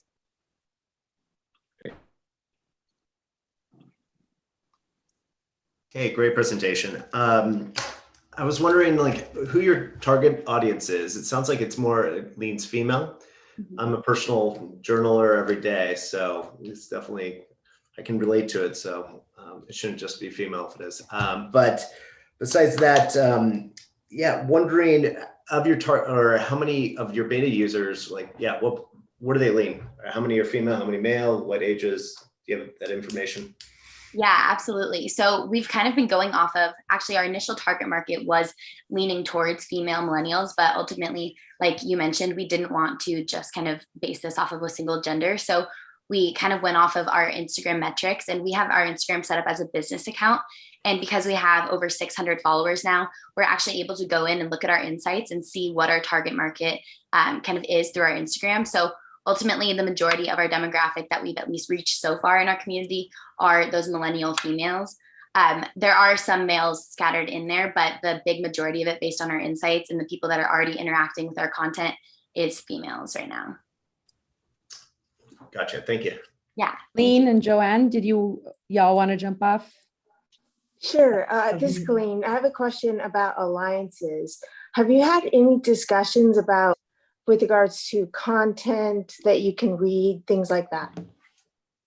Yeah, so we have looked into that a little bit. I think that's definitely something that we want to dive into more as part of our next steps. But something we've looked into already is there are some different research platforms where you can kind of do the research to figure out what resources might be good for you. Now we thought about partnering with some of these platforms so that we could kind of take the work out of that. And so maybe utilizing their data in terms of what these resources offer and kind of what they're about. So maybe what the podcast is about or what that book is about. But we would be kind of ultimately the middleman recommending that to our users. But it's really nice that we can potentially partner with some of these platforms that are already kind of gathering some of that data. And then as far as other alliances, we have been working with TechCore here on our campus, and we've been working closely with Ash and Victoria to discuss potential app development. And so that's another one of our partnerships here in terms of creating our app. But looking down the line, we'd love to do more partnerships with other businesses too. Great, thank you. Yeah, thank you so much. Yeah, that's a good presentation. Congratulations on your traction and on your advisors. I really like to see that on your slides. I'm a little bit curious about the curation process. Can you tell us, is this an algorithm that you've developed, or is it something that you'll be doing manually for every reader? Yeah, that's also a great question. So right now we've kind of passed the prototyping phase, and we are talking about creating our MVP. And our MVP, part of that recommendation feature is going to be manual, but ultimately we want to kind of create a natural language processing system that will work with different algorithms within our app. So this is why we haven't finalized a specific developer quite yet, because we're looking to team up with someone who can work with us long-term and make sure that that's available for our platform. Just because we are so ready to launch and we are so excited about launching, we want to make sure that we can team up with someone who actually knows how to implement those different algorithms and use that language processing technology. Thank you, Danny, so much. Thank you to SoulScope team. I think we're out of time. So thank you so much for that presentation. Judges, we'll give you all a couple of seconds to tally up all of your scores. Wanted to give a nod to Neighbor and Shock Shield. Those were the two commercials that y'all saw just right before the SoulScope, that's a tongue twister, presentation. Just again, a wide array and diverse form of thinking about how we're going to meet all of these different needs with an entrepreneurial venture and an idea that can really transform the ways that we think about health and nutrition, how we build community, how we take care of ourselves. Even when we're on the golf course, Shock Shield had a lightning technology that they were focused on this semester. Victoria is going to queue up our next two commercials, which is Simple Grow. We talked about them a couple of minutes ago, and then Liquid Hospitality and Entertainment Group that was focused out of the Phoenix Scottsdale area. Go ahead, Victoria, when you're ready. Gardening should be accessible to all. Our product is an automated outdoor system that enables anyone to garden year-round with very little effort. Using a water reservoir, a submersible pump, and a water-impermeable flood bench, our product automatically irrigates any potted plants that sit on the flood bench. This is a well-established hydroponic method of growing plants, known as ebb and flood. Ebb and flood is widely used in commercial greenhouses, but rarely in consumer products. Our vision is to provide self-contained ebb and flood systems that automatically water your plants day after day. With our product, users can grow lettuce from seed to harvest in under a month without ever having to pick up a watering hose. The product can also be used to grow tomatoes, flowers, a mix of all three, and any other plants that grow in pots. Take a look at a few of our concepts. Notice the different size systems. When designing an ebb and flood system, the only limitation is the size of the flood bench. We plan to offer our product in multiple form factors at different price ranges. Question is, what will you grow?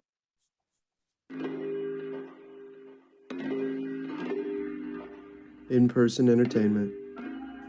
The experiences shared and memories made will return.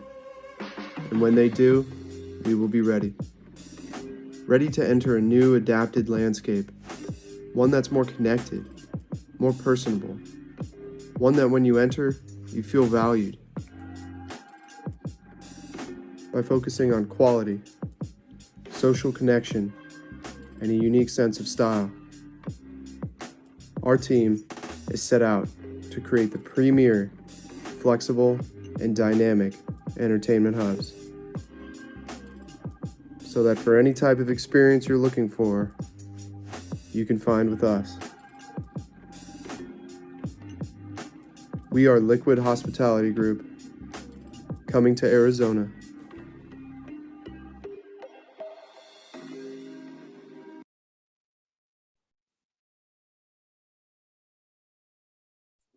All right, so this next team that you're about to see, Thimble, I know that y'all are getting yourselves ready. Thimble has really done an incredible amount of work, as with all of the other teams, specifically their focus around the fashion space, really dedicated group of NVD students, and I will let them do their pitch. Thimble, take it away. Victoria, can we start with their commercial? Yeah. I think you had it queued up already. Yep. At Thimble, endless style is just one click away. We're bringing you clothes fresh from the creative minds that make fashion a form of art, and we're doing it with love. We pledge to operate sustainably with only the most ethical materials and labor practices, so you can enjoy your newfound style in peace, and our designers can live their dreams, knowing that they're making a difference. Fashion is for the people, and it's time that we let the people decide where it goes. From our hearts to your homes, we promise quality craftsmanship, so you can feel and look your very best. We're embracing you. We're empowering designers. And we're inspiring change. Thimble Fashion.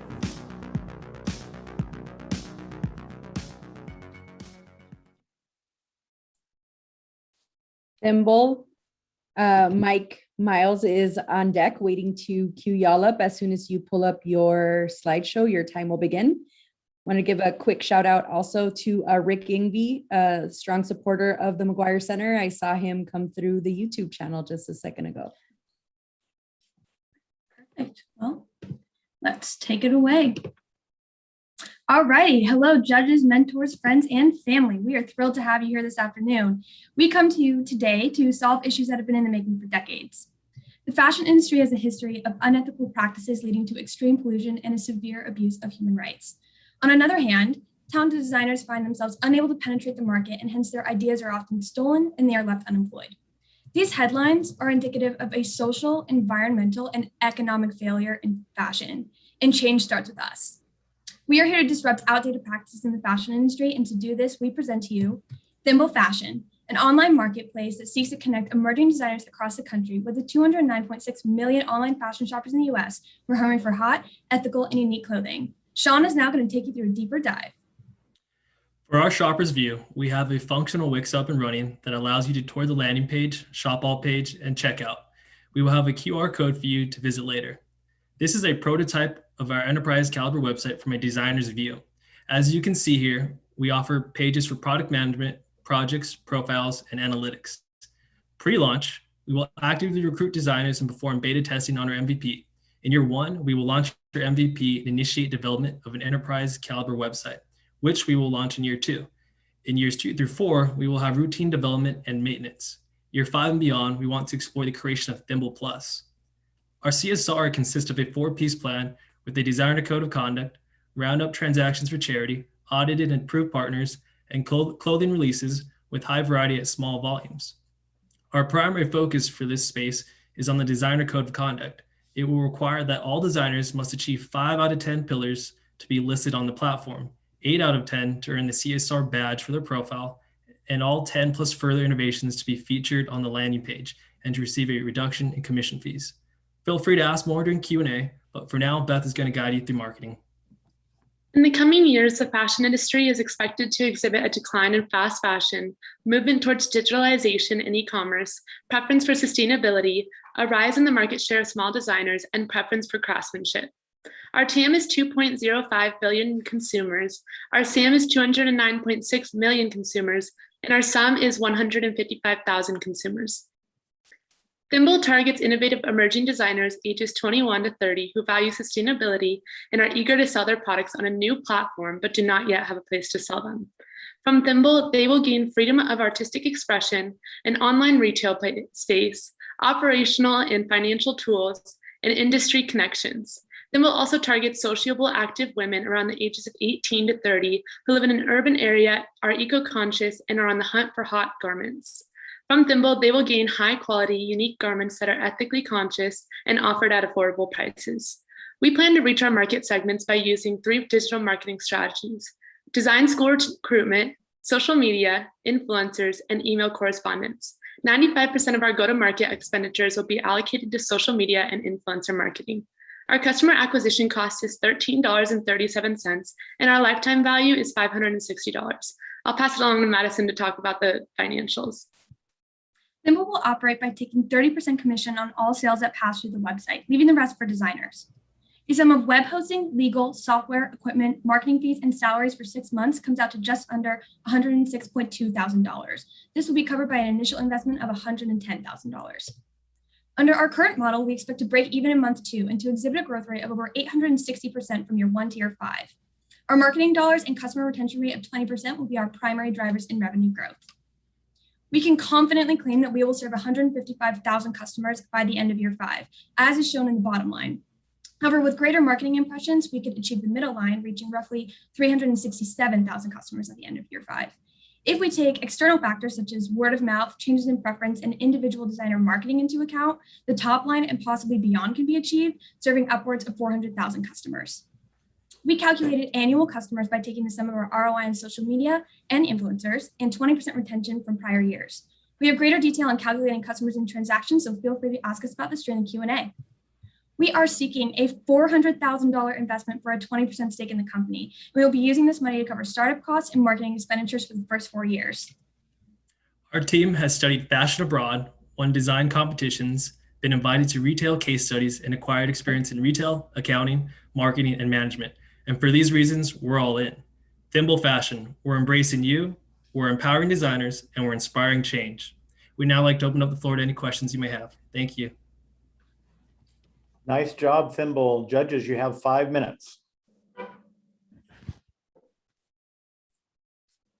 Feel free to just take yourself off of mute and ask any questions you may have. No need to raise your hand. Yeah, I'll go first. Thank you for the presentation. Can you walk me through the business model? In particular, I'm curious, how are you actually making money? What percentage of that transaction are you taking? Sure. 1 moment. Okay. Evaluation. So we start with our total retail sales. And so, for example, in year 1, we have just under $2 million in total retail sales on the website. Then when we subtract out returns and allowances, we take 30% commission, and that will bring us to our total revenue that we have displayed. Also important to note that we have looked at lower models of commission in the event that our platform hits the market and we're not getting great response from designers. So these 2 slides are going to show you kind of like how that lower commission with the same operating costs affects our bottom line.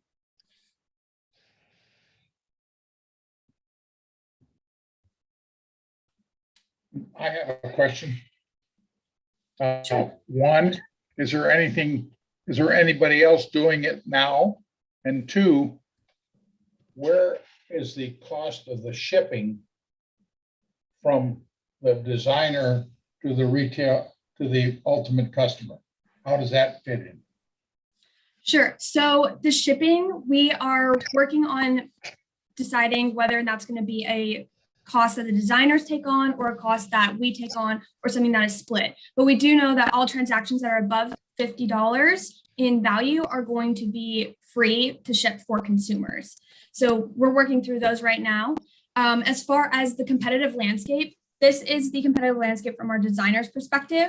And the closest competitor on this part of the market is going to be Etsy, but we differentiate ourselves from them by having a vertical market. Instead of Etsy's kind of all over the place, we are very strong and focused on fashion. On the other side with the shoppers, we have Revolve is probably going to be the closest, but they are not as affordable and they are targeting a completely different market. And they're a little more exclusive. They have a very limited amount of designers that they are working with very closely in their operations, whereas we've set up our business to be able to scale to include whoever wants to come through the program and can make it through the registration and verification phase of our setup. Thank you. course. So you guys are in a very competitive market space. I commend you for taking this social approach, though. It's fantastic. My question, though, is how are you going to scale so quickly? You talked about creating these relationships with influencers, et cetera, but it's very ambitious plan. So, and revenues are very ambitious in the first year, especially for a fashion company. So just a little bit curious to dive in deeper to that.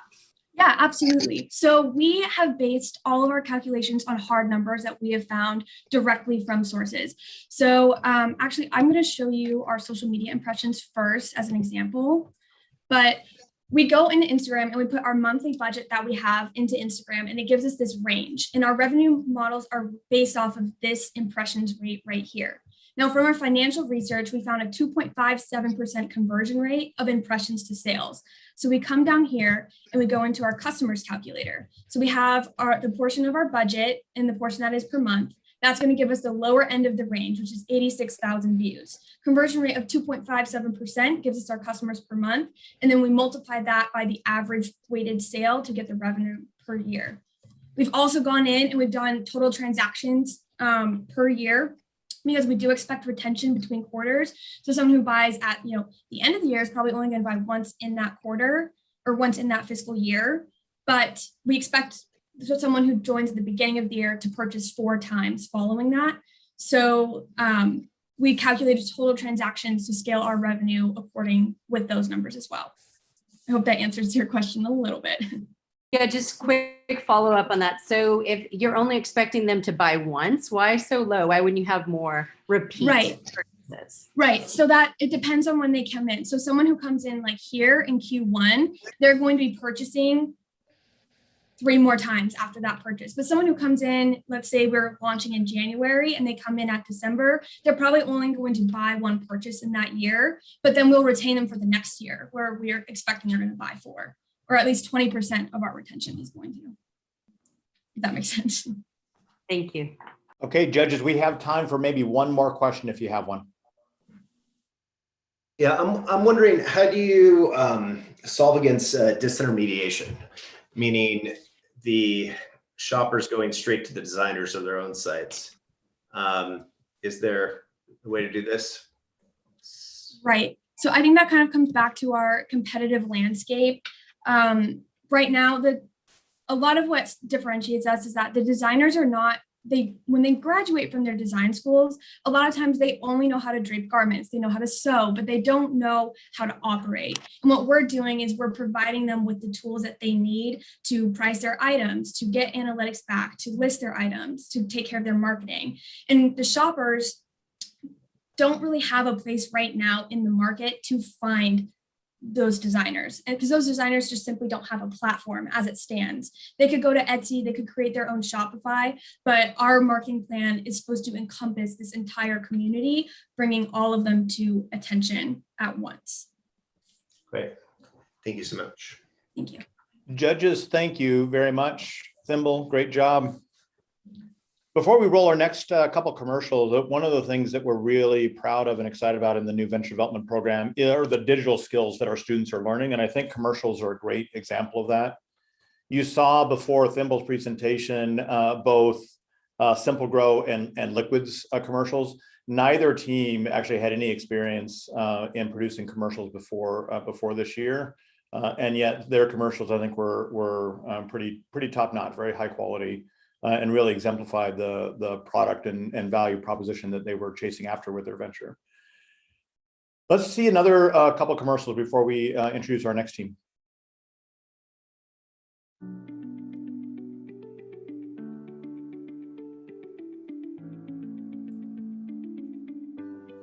Music bonds us together. The performance of music helps ignite our emotions, elevates our mood, and connects us with others. The problem is bringing musicians together. Musicians are separated by geography, software accessibility, and resources. Ensemble empowers musicians by providing a network that fosters organic connections so they can make music together from anywhere and at any time. After joining Ensemble, musicians can grow their creative network by joining or creating communities tailored to their interests. Once musicians connect, they can seamlessly collaborate together in our open studio. Look for our platform coming in fall of 2021 and follow us on all our social media to learn more about Ensemble. Having difficulty staying connected with all of your smart devices? You're not alone. Hi, we are Dome Tech, and we are bringing synergy to connectivity. Our product, called the TED, will serve as a universal remote for all of your smart home devices. The TED will support big-name brands such as Google, Amazon, and Apple. Our users will be able to mix and match their favorite brands and devices together to customize their smart home network. Talk to your TED today and enable cross-platform connectivity across all of your smart home devices. This is what tomatoes you buy. You know, as we bring up our next team, Rethink Fresh, all of our ventures start from essentially zero in August. Rethink Fresh has made quite a bit of progress this semester, and their product is actually in market today, and they'll be talking about a little bit about that in their presentation here. Could we roll their commercial, and then Rethink Fresh, could you get ready to present? This is what tomatoes you buy at the grocery store look like when they are picked, far before being naturally ripe, sprayed with chemicals to artificially ripen, then stored and placed on a truck only to reach the consumer weeks after being picked. Although these tomatoes are red, they only appear ripe and lack the flavor and nutrients that only vine-ripened vegetables offer. This is what your tomatoes will look like from Rethink Fresh, vine-ripened for superior quality, taste, and freshness.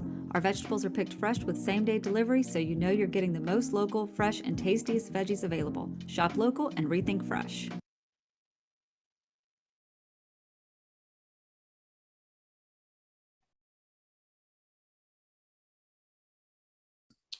Okay, Rethink Fresh, your time starts right.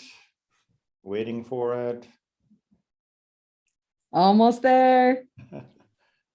Right now. Hey, good afternoon. We're Rethink Fresh. Our team has a diverse set of backgrounds. Sam is our farmer, Caleb's finance, Grant's marketing, and I'm Nick. I do a little bit of everything. There we go. We want to lead the change to socially responsible farming by building and operating hyper-local hydroponic greenhouses and delivering sustainably grown produce to our communities. Our current food distribution system grows produce far away from consumers, pollutes our earth transporting it, and ultimately provides a less fresh and less nutritious product. If just 13% of vegetable production shifted to a localized production, we can save up to 9 trillion food miles. This can be done by creating options for consumers beyond corporate growers such as NatureSweet and Howlings. The CDC states 42% of adults in America are overweight and obese. We should be eating 2 cups of vegetables per day, but only 9% of Americans do this. Often this is due to food deserts. And when we get to the produce, it has a limited shelf life, resulting in excess waste and wasted money. Our direct-to-consumer approach will leverage technology to improve access to healthy food. Sustainably grown produce, grown locally, purchased through our web app, and delivered within the community will reduce natural resource consumption, food miles, carbon emissions, and food waste. Our model makes us the only option that is sustainable, year-round, pesticide-free, and most importantly, fresh and local. We're able to do this while also being very price competitive. Prior to launching our web app and accumulating sales, our team sent out a survey that gained 270 responses. 75% of those respondents said that they would be interested in a produce subscription such as ours.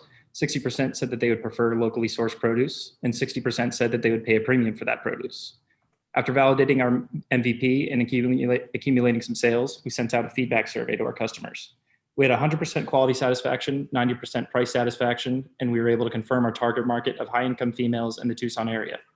Now that you've seen our customer feedback, let me tell you a little bit about our sales data. Throughout 6 weeks of sales, we fulfilled 98 orders, totaling $1,600 in revenue with $400 in profit.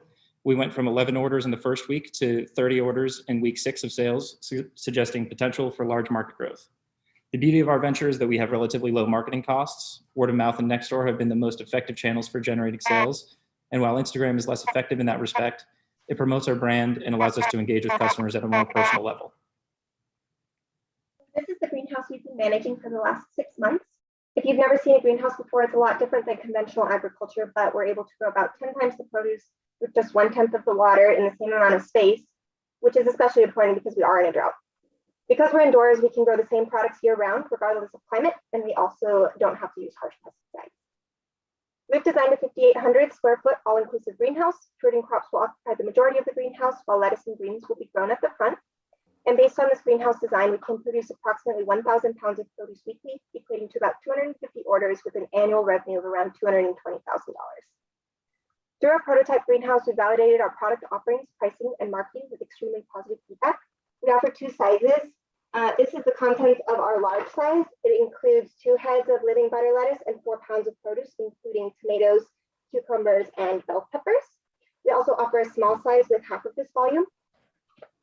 And based on current greenhouse prices, we're hitting about a 25% profit margin, which is comparable with prices from grocery stores and farmers markets. So we estimate that from the time we break ground on a greenhouse to our first deliveries is approximately 6 months, allowing for construction and time for the plants to grow, during which time we'll be marketing and prepping for distribution. So you've heard about the idea. Let me tell you how we're going to make this a reality. We want to establish our first greenhouse here in Tucson. This greenhouse is going to cost $180,000. It'll break even in month 18, after which it'll start to earn a stabilized net income of $50,000 a year. And at this rate, your initial investment is fully repaid in just under 5 years. To make this happen, we're asking for $180,000 for 30% equity in our company. This gives us a $540,000 valuation. And again, the initial investment is fully repaid in just under 5 years. Half of this money is going to go towards purchasing hard assets and constructing a greenhouse, and the other half is going to go towards covering our first year operating expenses. We don't want to stop at one greenhouse though. We see this concept as a solution for nationwide issues surrounding sustainable agriculture and nutrition. We put together a 5-year plan that will allow us to begin operating and expand locally before eventually addressing the future of agriculture nationwide. So to recap, we provide a sustainable solution that saves water, increases yields, reduces food miles, and reconnects communities. We've proved that this solution can work by testing it with real sales to real people, and we're ready to go. We have a plan to launch, and we'll be profitable in just 18 months. We want to have a huge shout out to our mentor, Ton, the Campus Ag program, the Arizona Vegetable Company, as well as all of our initial customers over the past couple months. This has been our presentation. We welcome all your questions. Rethink Fresh, great job. Judges, Nicely you have done. 5 minutes.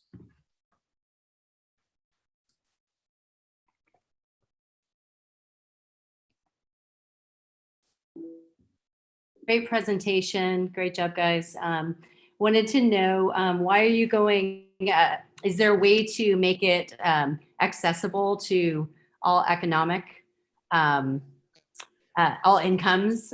Because I think when you talked about food deserts or just accessibility, I was thinking, the people that don't have access to it, they're, even thinking about how we talked about students and just low income families just not having accessibility to this type of fresh food and nutrition. So do you have a solve for that? Yeah, great question. Actually, we started focusing on that, and our business model kind of changed a little bit, but we never lost sight of kind of our original inspiration for this, which was, going through some of the barrios and experiencing the food deserts and what that was. And actually the cyclical harvesting nature of indoor agriculture, it means that we're going to have some ebbs and flows in terms of production. So we can consistently have some volume of produce that we can't commit to our subscription customers. And our plan is to engage churches, community centers, food banks, et cetera, to provide either at cost or below opportunities to provide fresh produce in those food deserts and some of those demographics that may not be able to afford the pricing that we're at. Thank you. We'll go Sean and then Michael. Okay. Hey guys. Yeah, I subscribed to a similar model for a couple of years, and yeah, very much enjoyed it. I am curious on if you ever considered to make this more scalable, like a franchise model. I'll take that one as well. Right now, we're focused on local expansion, and really that's driven by the capacity for our greenhouse manager. So Sam has the capacity. She's our primary cost driver for labor. So we want to maximize in a local area the number of greenhouses and customers that she can manage, and really that's about a dozen of our 6,000 square foot greenhouses. Once we've maximized our efficiencies We do look for regional and national expansion, really focusing on the suburban to rural areas. We're not really looking to get into San Francisco or New York, where maybe a vertical farming application would be profitable. But we do look for a regional and national expansion, and we'd look to do a business format franchise model, and really specifically a multi-unit area development approach. We provide location assistance, operations training, marketing support, and really the civic and development engagement that's necessary to place these greenhouses in the hyperlocal areas. Nice, thank you guys. Yeah, I guess building on the question of scale, have you identified your next 5 markets? And then, when you think about the real estate component here, what % is the real estate and the lease expense associated with the greenhouse of your total OPEX? So I can touch quickly on the leasing. Right now, we have it built in that we're going to be renting the space. Got a quote for a piece of land here in Tucson coming in at around $2,000 a month. But in terms of locations that we would want to expand in, I think the Southwest would be the best place to start. Tucson, Albuquerque, Phoenix, other markets down here where water is scarce, and we really have an advantage in that aspect, as well as local agriculture is already pretty common here in the Tucson area. And then Colleen, go ahead. I saw your hand up. Sure. Hi, my question is about partnership with Cooperative Extension. Have you had any conversations with Co-op Extension? Curious. I haven't had those conversations, but in our future, we were exploring options of maybe working with some other small local farms and helping them distribute their products. So for example, we talked to a company called Vera Earl Beef here in the area, and we were interested in selling some of their products with ours and helping them with their distribution. Ultimately, I think that's something that we could expand to later down the road, but right now we're focused on providing our own vegetables and making sure that they're picked and delivered within 24 hours. Okay, great. Thank you. Mike, do we have time for one more question? Yes, we do. 45 more seconds or so. Chris, why don't you go ahead and jump in there? I have a question. It looks like you're already started the business, but do you have a greenhouse that you're renting or using, or how is that working right now? Because you said that they're $180,000 for a greenhouse. Yeah, so I'm a student at the University of Arizona Control Environment Agriculture Center, and we had an opportunity to use one of their greenhouses for our prototype models this year, and so that's what we did, just as a student worker, and we were able to kind of double dip and use that as a great opportunity for our group. And one follow-up, you said that about it, the cost of a greenhouse manager was like $36,000 a year. Can you get someone to do this type of thing for that in your cost analysis? Yeah, so right now we've got that built in as somebody like Sam who has real industry knowledge in how to grow hydroponically. That's been the biggest hurdle for hydroponics to expand. It is a skilled type of labor. So we think it's, it's a little low, but we think it's in line on what an entry level job could be. And, if they were to grow and expand and manage more greenhouses, the $3,000 right now is built into our expansion model as well.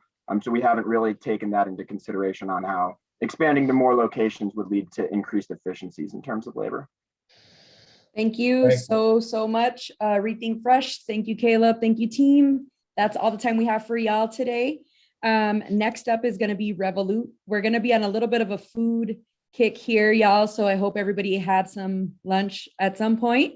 We're going to queue up 2 commercials before we get started. Teach Me and Hub and Spoke. Can we go ahead and get those going, Victoria? Did you wait until the last second to study for your test? In the library late, trying to figure out how you're even going to pull off a passing grade for the class? Welcome to Teach Me. Teach Me will help you find a tutor in 3 simple clicks. Navigate to our website and click on Find a Tutor. Scroll through the courses and click on the course that you would like tutoring in. Next, you'll be brought to all of the tutors. Find one that you like with their calendar that suits your needs and a rate that you prefer. Finally, click a date that you would like the tutoring session for and select a time. Next, you will input your name and email, and a Zoom link will be sent to you and the tutor, so on the day of the meeting, you can use that Zoom link to have your tutoring session. Teach Me will instantly connect you with a student tutor on your campus who has aced your classes before. Teach Me knows exactly what to do to help you pass and excel in your classes with ease. Schedule a Zoom with your tutor to get started today.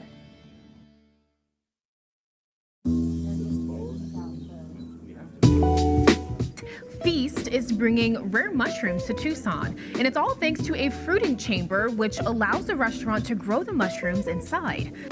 How does it feel to be the only restaurant in Tucson that grows mushrooms on site?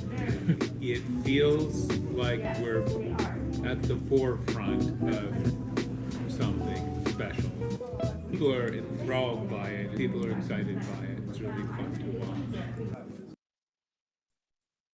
Thank you to Teach Me and Hub and Spoke for those commercials. Judges, we're into the home stretch now. This is the part where, again, I said earlier, my hands get sweaty. I think I got a little bit of a break earlier, and now they're starting to clam up again here. I don't envy the position that y'all are in. Revolut is one of our 2-person teams. We will show their commercial, and then Revolut be ready to tee up as soon as we're done.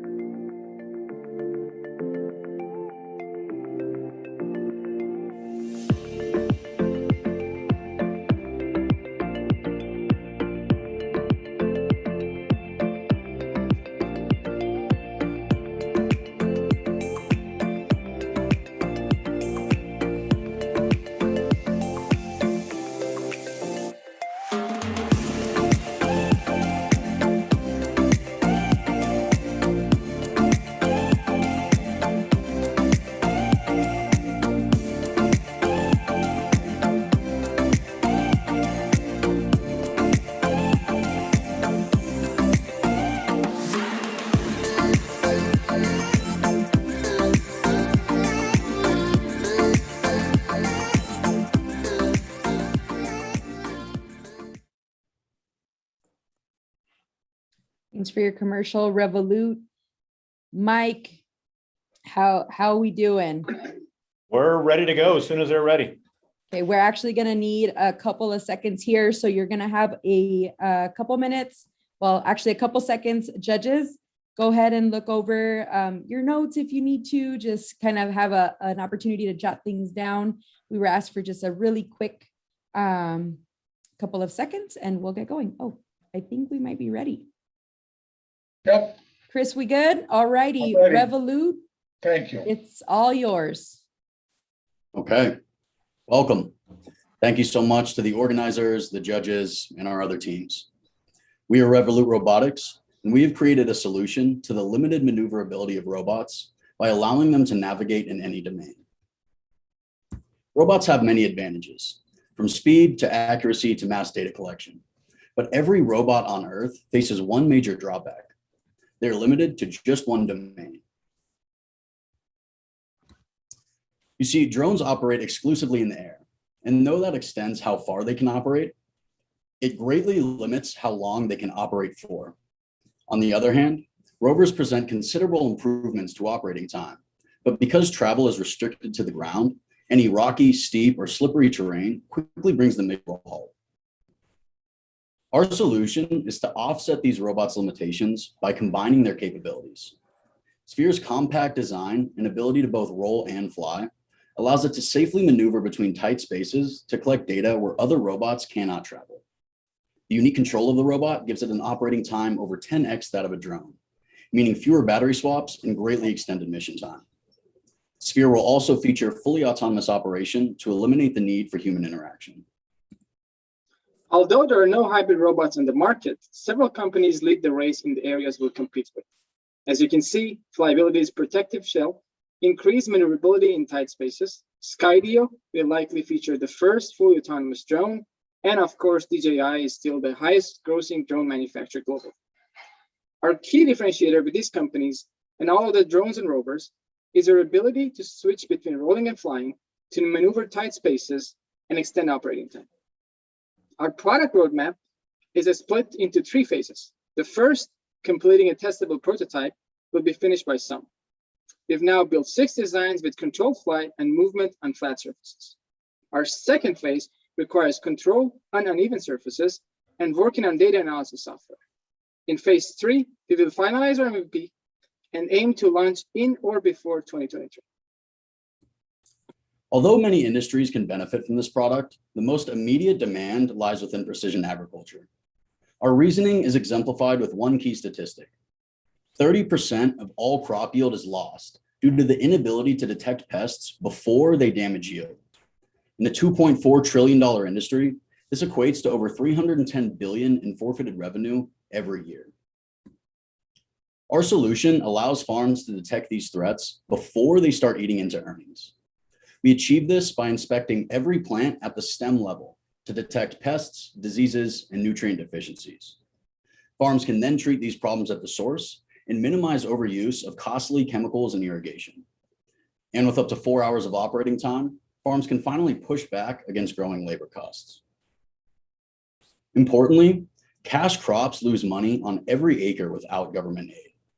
By improving yield and lowering costs, our robot allows farms to net a profit without being subsidized. Now, although almost every farm can reap the rewards, the highest ROI is realized by cash crop farms over 250 acres. Of the 2 million farms in the United States, over 92,000 fit this criteria. Our priority early adopters will be farms in Yuma County, which represent 90% of all leafy vegetables grown in the US. We'll connect with our audience by attending trade shows and taking out ads in farm publications and websites. Listed here are the channels that will give us the highest exposure to potential buyers. The base model robot costs around $1,900 to build and will be priced upwards of $3,800. Data analysis will be charged monthly for $1 per acre. If we obtain just under 500 unit sales in our first year of business, we can expect to return around $3 million in revenue. We expect to break even sometime in 2024 and hope to sell around 3,000 units, grossing $18 million 2 years later.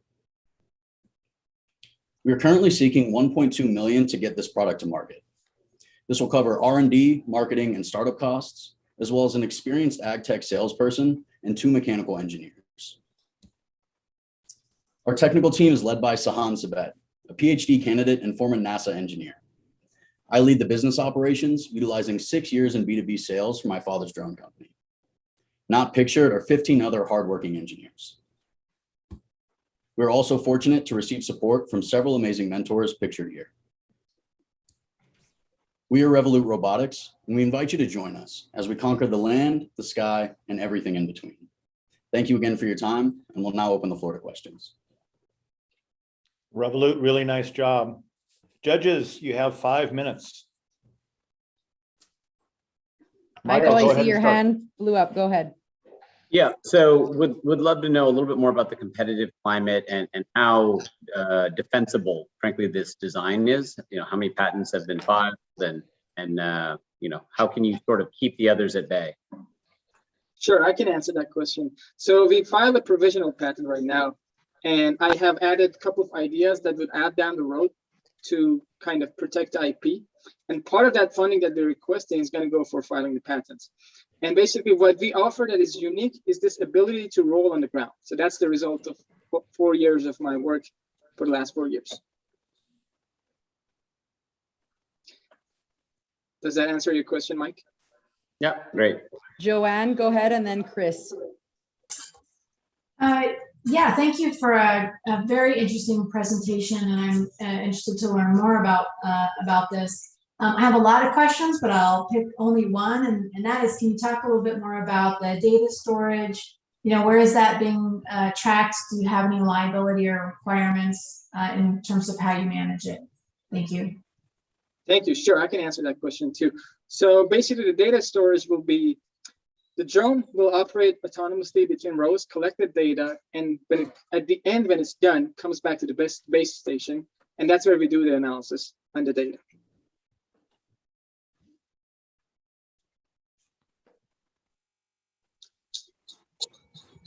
Sorry, Marshall, Sorry, I'm over here on mute. Chris, and then Colleen, and then Sean. Yeah, I have a couple of questions. Have you actually built one yet? Yes, we built one. It wasn't the end of the first demo. There you go. That's the. And did it perform all the things that you expected? Sorry, you got cut out. Did it perform all of the aspects that you expected after you built it? Yes. So it did. We did the control, the rolling flying, and right now we achieved autonomy, but on flat surfaces, not on uneven surfaces yet. All right. Thank you. Thank you. Lynn, go ahead. Sure. So this is Cletus. First off, I want to applaud you for mentioning Yuma County because it is the lettuce capital of the world right now. So based on that, based on the example that you have, do you have any partners in Yuma County to test out your robot? Yeah, that's a great question. Sure. We talked to actually the director of Yuma Agriculture Center. It's a branch of U of A that they have over there, and they're very interested. And they said as soon as we have all the features ready, bring it over. If we'd like to see it, we'd like to test it. So we already talked to them. We also talked to a company in Germany. We also talking to different companies to have more people in the queue. Very good. Thank you. Thank you. Hey guys, good presentation. So I see that University of Arizona owns the IP, right? Sure. Correct? Yes. Yeah. So I mean, it's always I found it's a challenge when the IP is owned by someone else. They're transferring it from the equity, like the cap table side, and just like, hey, what happens to acquisition? Do they make the call? Do you guys? So I guess what does that look like, and how do you foresee that going? Sure, I can answer that question. So basically, since it's a result of my PhD work, the U of A owned the IP. So basically, the way it works is that they get 5% equity in the company and 3 to 5% royalty on the sales we do. And actually, 1% of that loyalty comes back to me and my advisor because the patent is under our name. But any other decision that we make is up to us. So U of A does not, like, they don't have a say in any other decision. That equity is non-dilutable until we've raised $2.5 million or made $2.5 million in sales, whichever comes first. Gotcha. But yeah, the 3 to 5% off the gross, right? Gross revenue. Yes, sir. Yep. And that's still to be negotiated. Gotcha. Judges, we have time for about one more question. And Joanne, I just saw your hand come up, so take it away. Yeah, thank you. Can you tell me a little bit more about any other industry partners or advisors, and just sort of following the question from Colleen? Are you working with any other folks in the industry? Yeah, so we're actually working closely with Paul Brierly. He's the director of the Yuma Center for Desert Agriculture. And he's connected us with a ton of other advisors and hopefully potential customers down the road. We've also been in touch with Maricopa Center for Agriculture, as that's also in this area. And as Sahan said, we're reaching out all over the place where we can start queuing up these orders. Okay, judges, thank you very much. Great job, Revolut. Thank you so much, everyone. Yeah, great job, Revolut. Really appreciate your presentation. Judges, as you're taking your final notes, this coming up is our last presentation of this afternoon. Before we get in there, though, one of the things that we've been stressing in the program this year is social impact and social responsibility. And you can see that in a few of our ventures that you've seen, including Revolut. Revolut is focused on helping farmers be more efficient and thus sustain their farms. Thimble, democratizing fashion, especially for designers that otherwise wouldn't have access to mass market. And the mental health focus that SoulScope has, I think, are all good examples of the social impact that some of our student teams are focused on. Our next team, our last team, you'll see evidence of that as well. And I'll let that be a little bit of a surprise to you as they get started. But in the meantime, Victoria, would you mind sharing a couple commercials with us?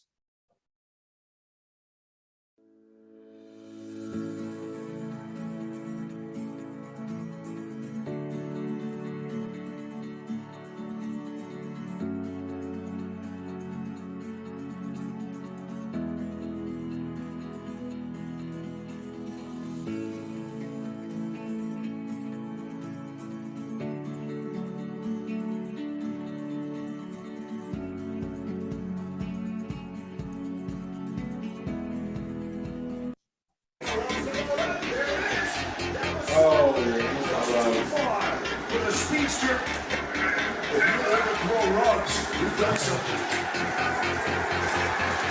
Pressure? Dude, I bet the Raiders are gonna win tonight. Bro, there's no way they beat the Saints. I don't know, dude. I think they're gonna win. All right, well, let's bet on it. Totally would, but I just spent my last $5 on Natty Light. Let's just underdog it. Underdog? What's that? It's an app where you bet on sports for bragging rights. No money needed. Sweet, now I can keep track of all the times I'm right when I bet against you. Not if you keep betting on the Raiders. Just download it from the App Store right now. It's free. Wow, yeah, I will.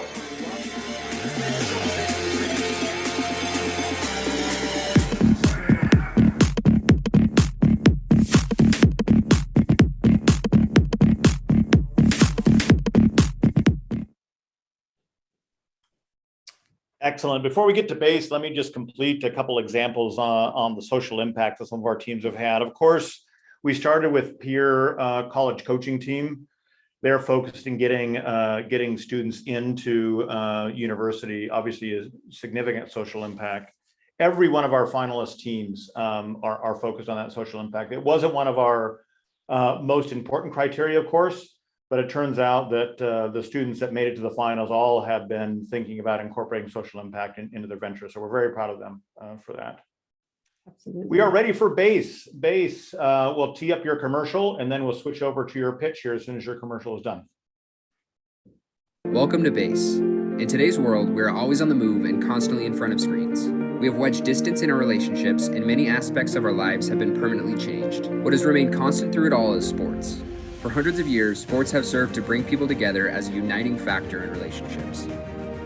Put simply, Base allows you to connect with other sports fans through an engaging, shared online experience. It brings the energy of a crowded sports bar right to your screens. With Base, you can be together, watch together, and celebrate together.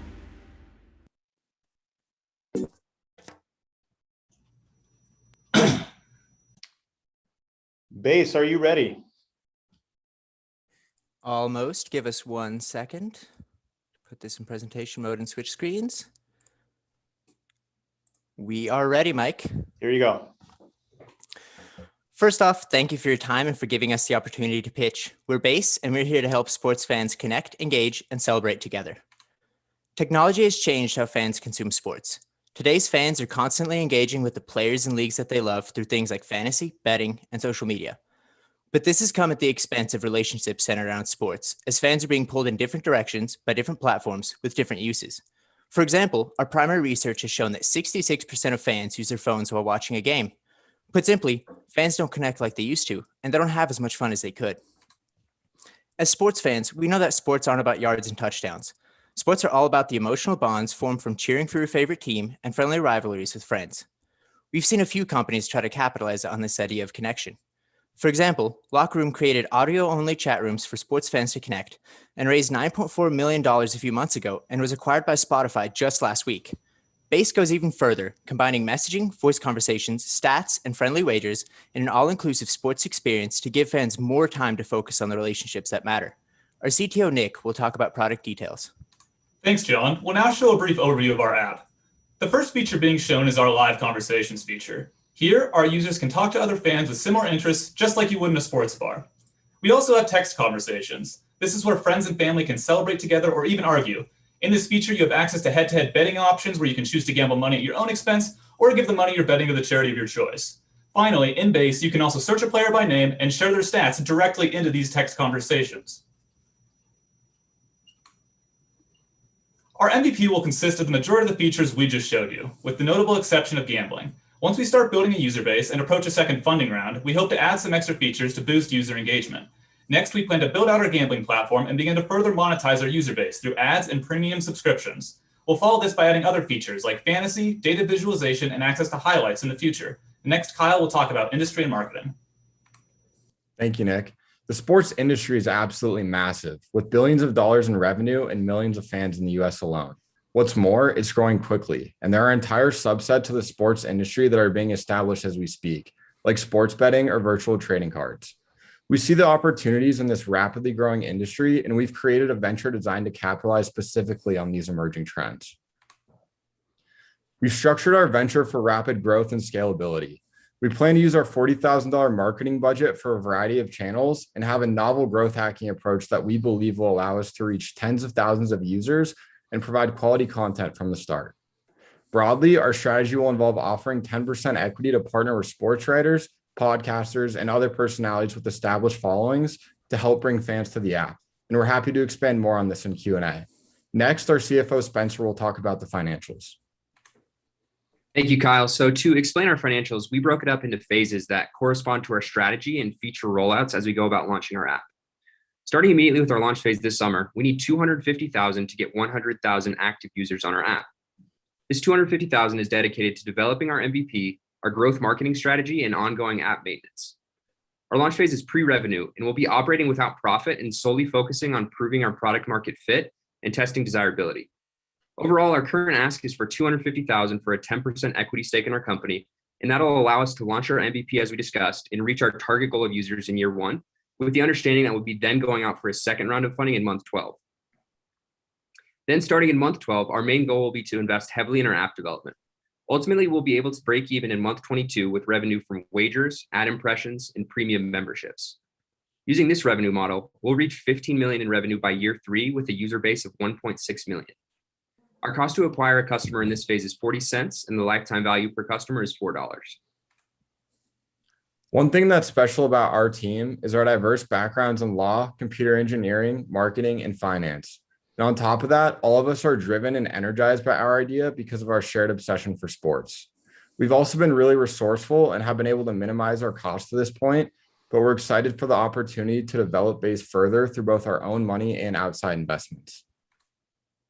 Additionally, we have an awesome group of mentors who can help fill our experience gaps and guide us through launch and multiple funding rounds.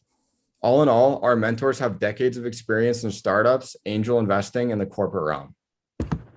We'd like to invite anyone interested in learning more for an in-depth demo of our product, and we provided our social media and email for anyone interested to connect with us. Thank you again for your time in this opportunity, and we'd like to open the floor to questions.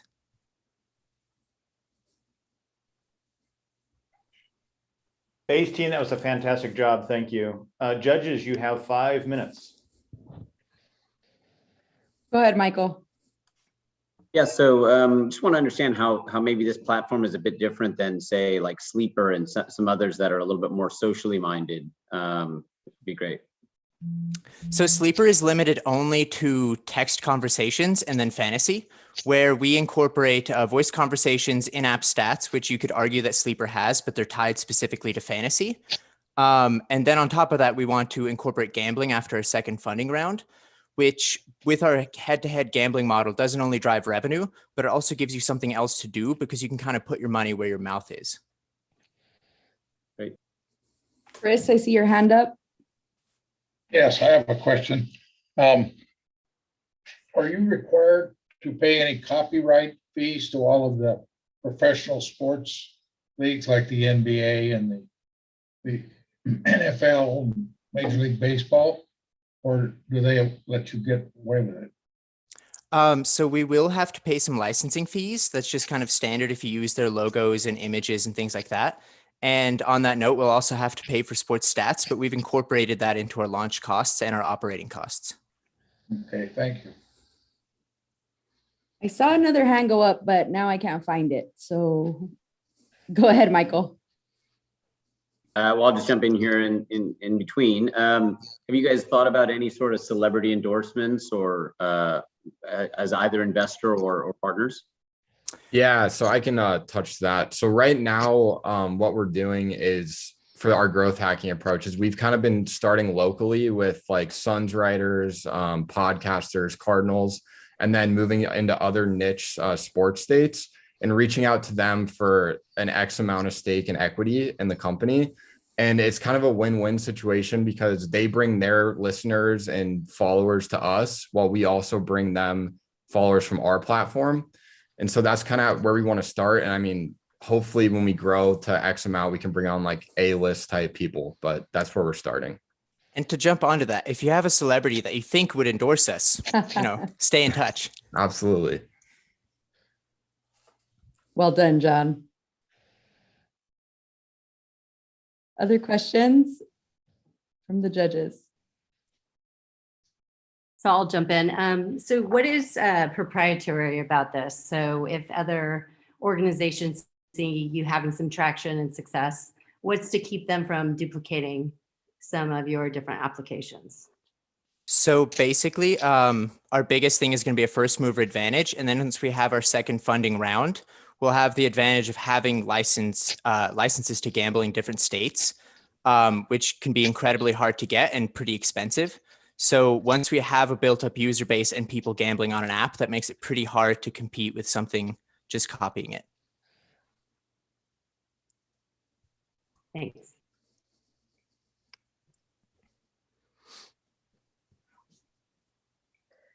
This is Colleen. Can you say a bit more about how to grow your digital eminence? Like what you're planning to do in the first phase of really getting that adoption? Yeah, so as Kyle was saying, what we're planning to do initially is contact different sports content creators in different areas. So for example, finding Phoenix Suns writers or podcasters, finding, like Chicago Bears writers and podcasters, and offering them minor amounts of equity and maybe cash in some instances so that they can promote us to their audiences. As it stands, we actually have a list of over 100 content creators that we want to partner with. And we've actually talked to some of them and they've said they would be interested. But as it stands, we need an investment so we can have an app for them to promote. Thank you. How much time do we have left, Mike? Do we have time for any more questions? Yeah, we have 1 more minute left. Okay.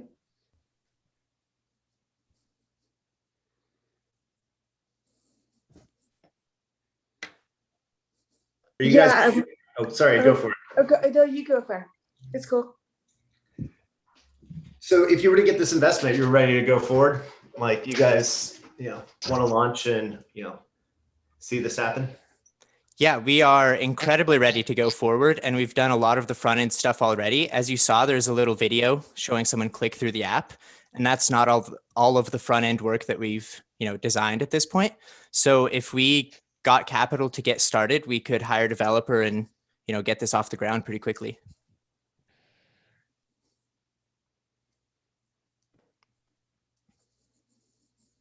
I guess my follow-on question is from Colleen, is just more this idea that how you segment your audience or your market space, being that there are some later adopters as well as new adopters in a space like this that have to have a digital knowledge and wanting to play with the application. So our plan is to originally appeal to as many early adopters as we can through a pretty grassroots approach. And these are people who have been reliably jumping from platform to platform. At first they were talking about sports on Reddit, then some of them moved to Twitter and different things like that. And then once you have that audience and it becomes more mainstream, we can use Reddit as an example. It goes from being like a little community where you have some people talking about isolated little niche things to expanding a little bit more as, they tell your friends, we get some more money to show commercials and things like that. And it just becomes mainstream. Cool, thank you. I have a couple questions from our YouTube stream, John and team. So the first one, so I'm a big fan of Matthew Berry for fantasy sports recommendations. What would your fantasy sports approach be focused around? So right now, our fantasy sports approach is definitely something that'll happen down the line. We're thinking like 2023-ish. But we really like to have things that are kind of cooperative and competitive. That's why our gambling model is designed the way it is, where you bet directly against other users instead of against us. So we've talked about doing things like, March Madness bracket sweepstakes, maybe having different like pots or things like that for fantasy. And that's all stuff that we're looking to explore as we get this thing launched. Perfect. It turns out there was only one question. I misread it. Sorry about that. So you have one YouTube question. Judges, that is all the time that we have. Teams, great job on presenting this afternoon. I know it's been a long day. Judges, if you wouldn't mind joining Ted McGuire in the judges deliberation room, please connect with Jordan if you have trouble getting there. She'll help you get into that room. Everybody else, we're going to tee up Mr. John Sharp. He's going to share some thank yous, and then we have a surprise that he's going to share as well. Also, just want to say thank you again to all of the judges. Thank you for your time today. I know this is going to be some hard work y'all have coming in the next couple of minutes. Can y'all believe this is only our second year doing this virtually and online? So thank y'all. Thanks to all of the TechCore team that's made this technology possible. All of the teams, great job again. And judges, you are free to go to your deliberation rooms. Good luck. Michael and Marisol, we have about a 20-25 minute break as judges deliberate. Then we'll come back. We'll be here, right? Yeah, that's right. Not a break, but judges have about 20 minutes while we're doing the rest of the programming. So students, be sure ready for whatever comes down the road in about 20 minutes, 25 minutes.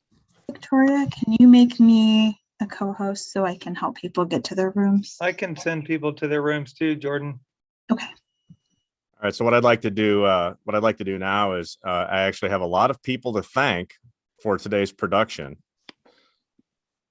So Randy, I'm going to take it from here if that's all right with you. You're well, in fact, you're supposed to take it from here.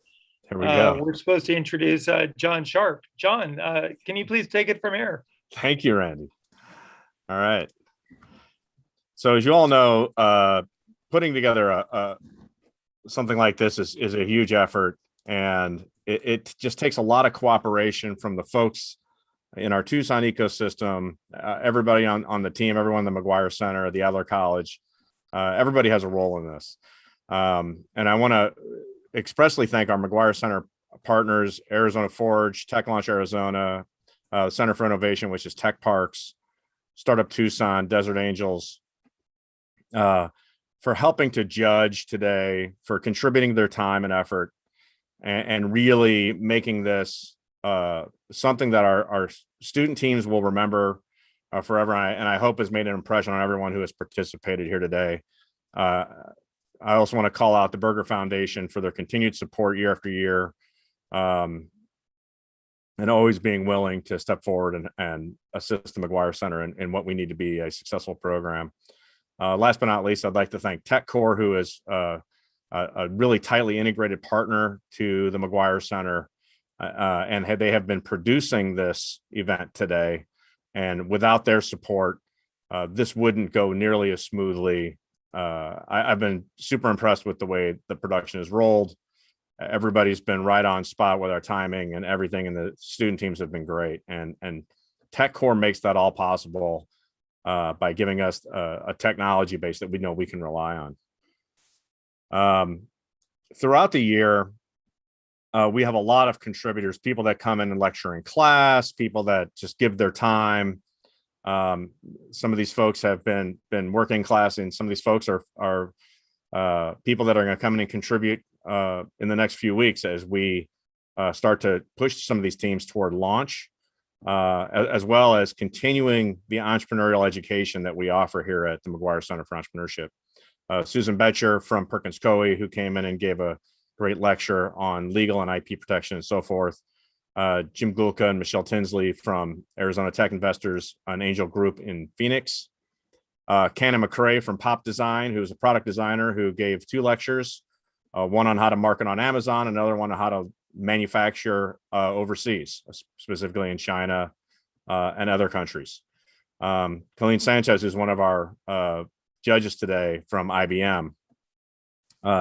Jim Gindrick and Paul Efron. Jim Gindrick was part of the McGuire Center for many years. They now run the Idea to Success Collaboratory.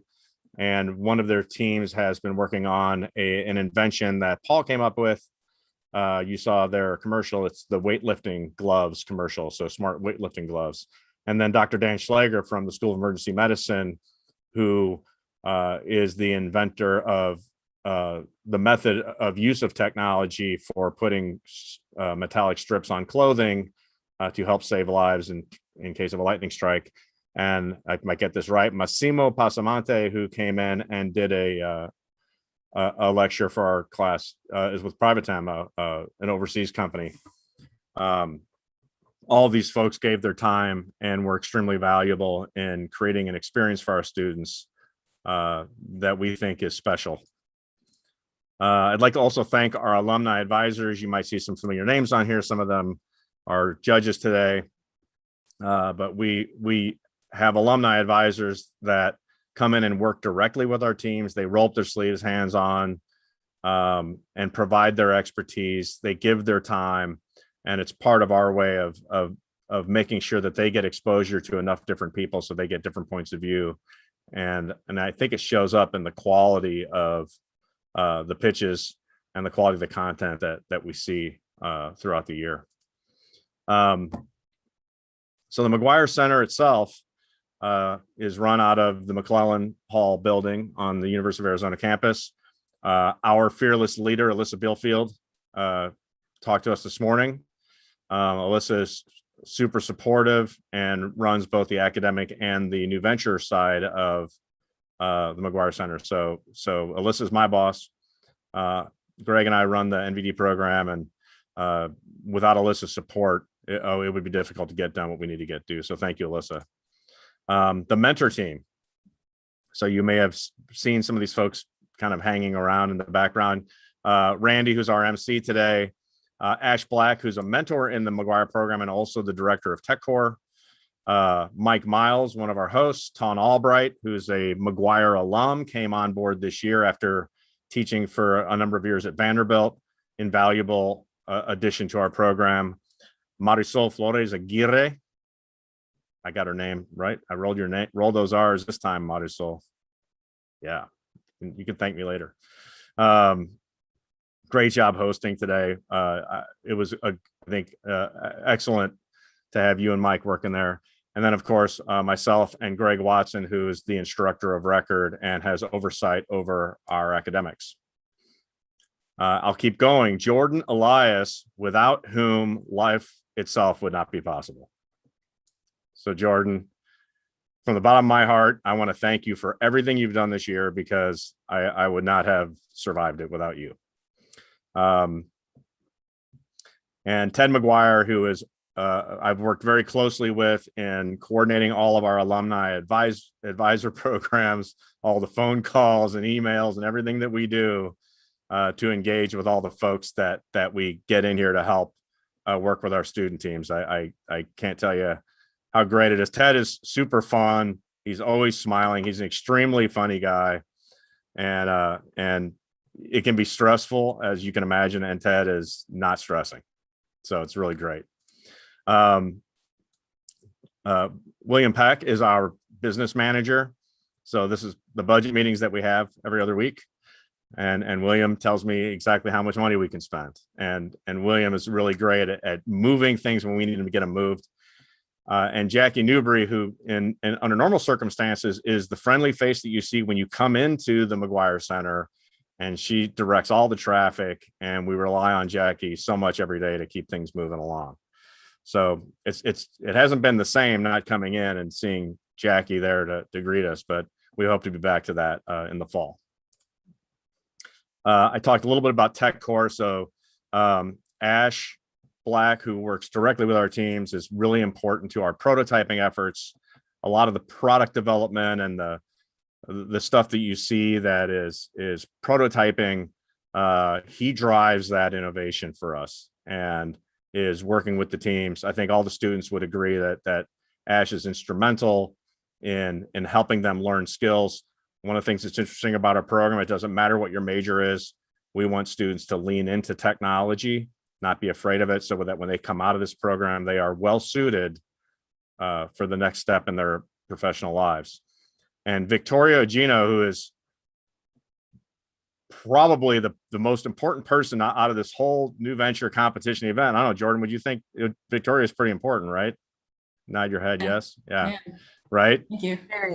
Victoria kills it. All the commercials, all of these cool backgrounds that you see behind us, all that is Victoria, and she just makes stuff happen. She's super well organized, super smart. And Victoria, thank you so much for everything that you do. Pleasure. Now it's time to announce the scholarships. So we have a number of scholarships to announce going to our students in the NVD program. So the McGuire Pass-Through Scholarship for $2,750 goes to Casey Yao of the Shock Shield team. The William B. and Barbara McKinstry Scholarship, $2,500 to Juliana Costanova. I can't remember what team Juliana's on. Can someone help me? Anyone? I think underdog. Underdog? Maybe underdog. Okay. Ralph, I don't know how to pronounce this, Jordan. Ralph de Cesar. Is that right? Ralph de Cesar Family Endowed Scholarship, $1,450 to Daniel Frost of Dive. The Berger Foundation Scholarship, $3,400, Beth Hitchens and Brennan Fetter. And the Carl Eller Scholarship Endowment, $6,500, Summer Darden, Beth Hitchens, Brooklyn Sorensen, and Brennan Fetter. So congratulations to all the students for getting more money. Good for you guys. Pay your bills. Awesome. Let me see that. I also did want to kind of circle back a little bit and talk a little bit about our program. We have a number of notable launches from our McGuire alumni. These are just some of the ventures that we see have been launched or have been greatly impacted by alumni of the McGuire Center program. We have 37 years of history in this program, and the idea is to continue to turn out entrepreneurs, whether they pursue their current venture or start new ventures in the future. The connection that they have to the McGuire Center is unusual. I don't think we see this every day, but the passion exhibited by our alumni is pretty amazing. We asked for stuff and they deliver. And so I want to thank everybody, all of our alumni, for all their participation. And I think we are ready for content loop. Victoria, so I'm going to stop my share. And we are going to run some entertainment for you while the judges continue their deliberation. So thank you, everybody.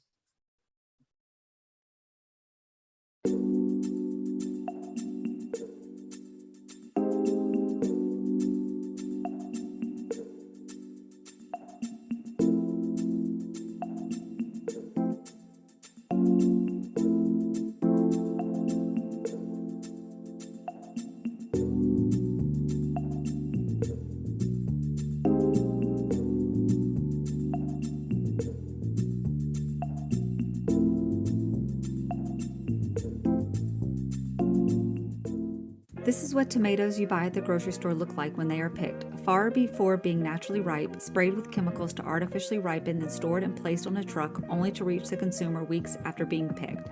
Although these tomatoes are red, they only appear ripe and lack the flavor and nutrients that only vine-ripened vegetables offer. This is what your tomatoes will look like from Rethink Fresh, vine-ripened for superior quality, taste, and freshness. Our vegetables are picked fresh with same-day delivery, so you know you're getting the most local, fresh, and tastiest veggies available. Shop local and Rethink Fresh.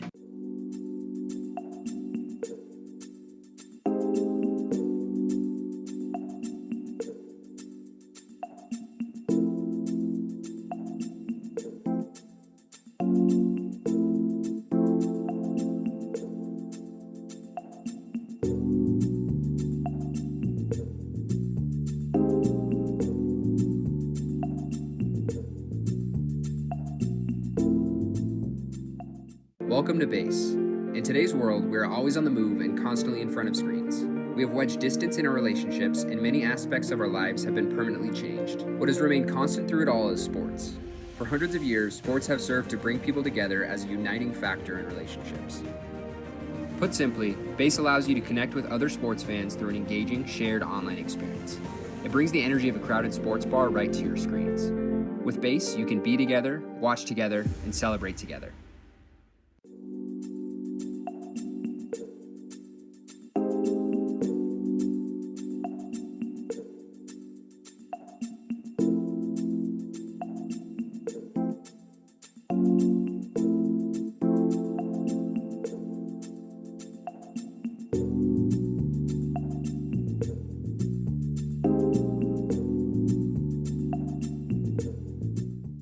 Meet Billy. Billy just received an email from his dream job that he has an upcoming interview in 2 weeks. Billy is really stressed because he is away at college and his mom isn't there to take him shopping for a new suit. Not only that, but Billy doesn't have enough money to afford a traditional business suit and he doesn't want to leave his home during the current health crisis. Luckily for Billy, there's Strictly Business, an online marketplace for buying, selling, and renting used business attire. We will begin by collecting clothes on college campuses where students will have the opportunity to come trade in any old clothes they no longer want for money. From there, we will use an eco-friendly dry cleaning process to clean the clothing, and then of course patch up the clothing with in-house alteration experts. Then, all of the used business clothing will be posted on our site where customers can browse our entire collection and have items shipped directly to their door. Thanks to Strictly Business, Billy is now confident and ready to kill his interview. We look forward to seeing you at Strictly Business.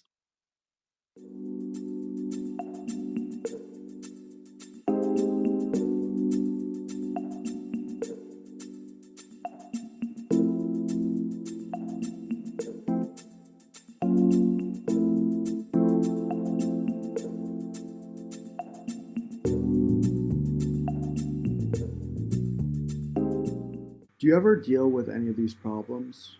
Wishing that you could collaborate on notes, save ideas across different threads on the internet, share knowledge, scattered screenshots, organization, saving multiple tabs and links?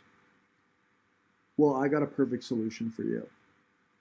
All you have to do with Dive, this extension, our Chrome extension, connects on this right side. Anything that you want to save, piece of text, a video, a picture, a link. Essentially, you click the Save to Dive icon, you apply. What happens is that information gets put right on that right side. Then you could start to order them and list them in different facets.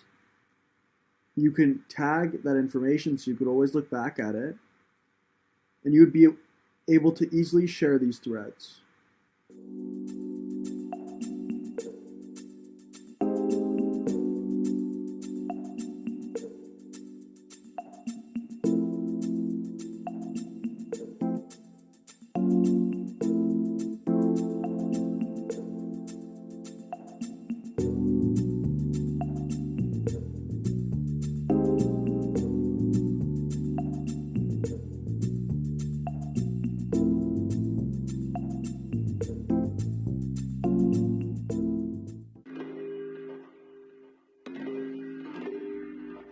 In-person entertainment. The experiences shared and memories made will return. And when they do, we will be ready. Ready to enter a new adapted landscape. One that's more connected, more personable. One that when you enter, you feel valued. By focusing on quality, social connection, and a unique sense of style. Our team is set out to create the premier, flexible, and dynamic entertainment hubs. So that for any type of experience you're looking for, you can find with us. We are Liquid Hospitality Group, coming to Arizona.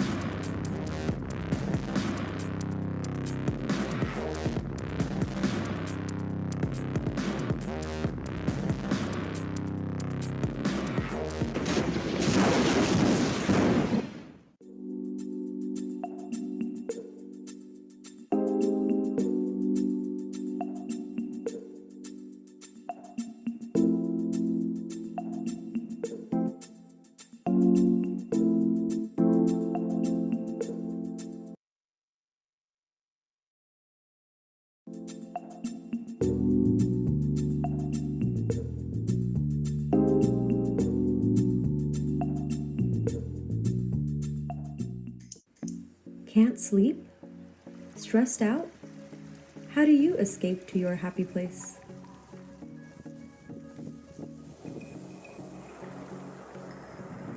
Rest, relax, and rejuvenate with your new companion, Wanderlight, where you can personalize your experience with light, sound, and aromatherapy anywhere you want. Find your happy place with your very own Wanderlight. Visit www.thewonderlight.com for more information.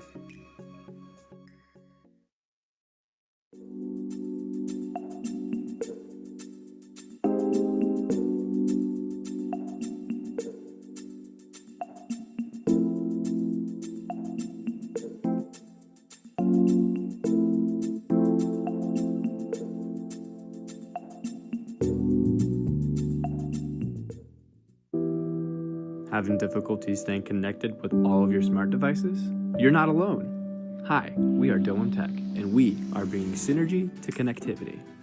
Our product, called the TED, will serve as a universal remote for all of your smart home devices. The TED will support big-name brands such as Google, Amazon, and Apple. Our users will be able to mix and match their favorite brands and devices together to customize their smart home network. Talk to your TED today and enable cross-platform connectivity across all of your smart home devices.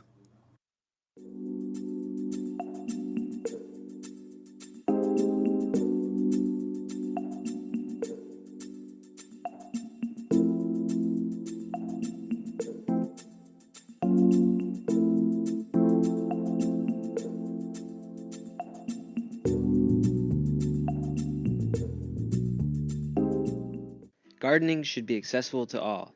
Our product is an automated outdoor system that enables anyone to garden year-round with very little effort. Using a water reservoir, a submersible pump, and a water-impermeable flood bench, our product automatically irrigates any potted plants that sit on the flood bench. This is a well-established hydroponic method of growing plants, known as ebb and flood. Ebb and flood is widely used in commercial greenhouses, but rarely in consumer products. Our vision is to provide self-contained ebb and flood systems that automatically water your plants day after day. With our product, users can grow lettuce from seed to harvest in under a month without ever having to pick up a watering hose. The product can also be used to grow tomatoes, flowers, a mix of all three, and any other plants that grow in pots. Take a look at a few of our concepts. Notice the different size systems. When designing an ebb and flood system, the only limitation is the size of the flood bench. We plan to offer our product in multiple form factors at different price ranges. Question is, what will you grow?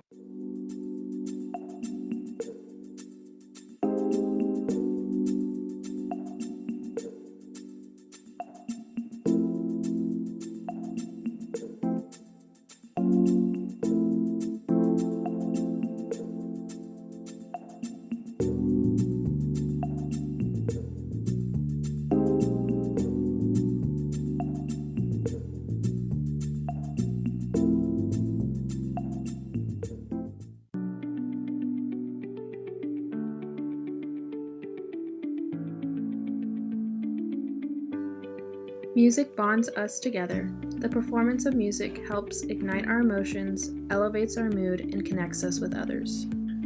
The problem is bringing musicians together. Musicians are separated by geography, software accessibility, and resources. Ensemble empowers musicians by providing a network that fosters organic connections so they can make music together from anywhere and at any time. Can grow their creative network by joining or creating communities tailored to their interests. Once musicians connect, they can seamlessly collaborate together in our open studio.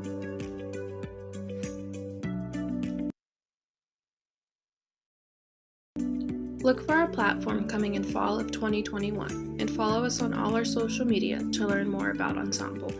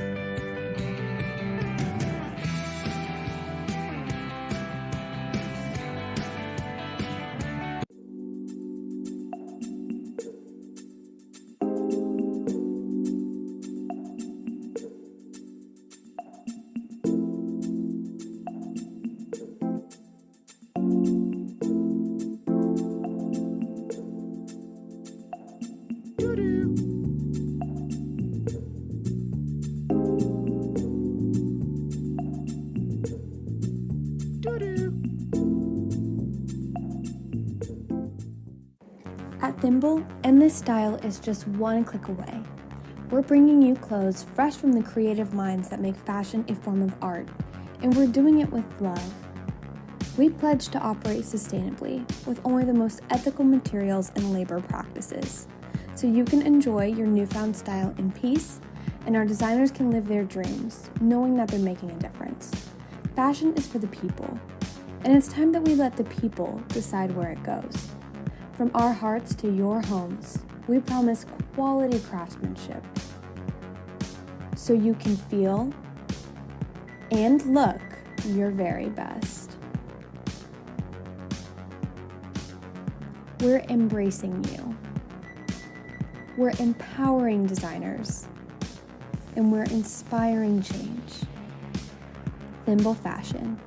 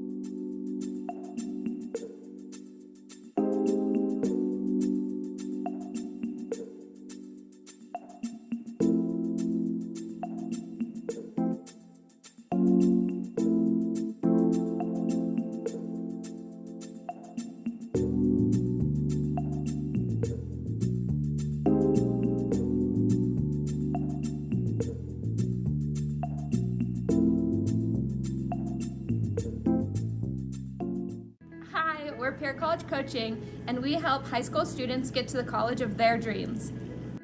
We leverage the benefits of peer-to-peer learning to help high school upperclassmen connect with college mentors to help them through every step of the college admissions process. Some of our services include, but are not limited to, college and career exploration, standardized test preparation, resume and personal statement creation, as well as ensuring that all of our students have the perfect college fit. We want to make sure that financial barriers are never a reason a student is unable to use our services, which is why we have established a scholarship fund which aims to help underserved communities through connecting them to higher education resources. We have multiple subscription and a la carte options to personalize the support for each student. Less than half of college freshmen nationwide are finishing their degree, and we are confident that we can help improve this statistic. We're Peer College Coaching, and we're excited to empower the next generation of college students by providing them the resources and knowledge to make informed decisions.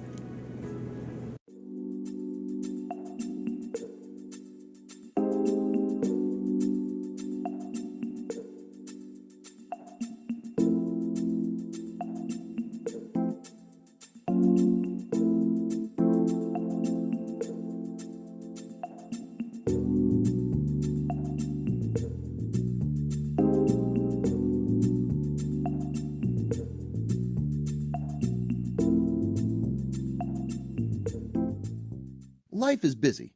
Keeping up with a fast-paced lifestyle requires you to be at the top of your health and nutrition game. But how to carve out time for anything in your schedule when you're constantly multitasking and on the go? We know exactly how you feel, and we've got a simple and easy-to-use solution. ProStraw 1.0 by ProStraw Supplements. This convenient nutrition delivery system encapsulates our custom protein-based powder within dissolvable beads in an easy-to-slurp biodegradable straw. Unlike other products that make more mess than it's worth, each slurp of ProStraw 1.0 packages a flavorful punch. Whether you approach fitness casually or live for working out, ProStraw 1.0 is meticulously designed to be the perfect product for all active individuals. Move towards a fitter and healthier lifestyle with ProStraw Supplements. ProStraw Supplements Nutrition on the go, made easy.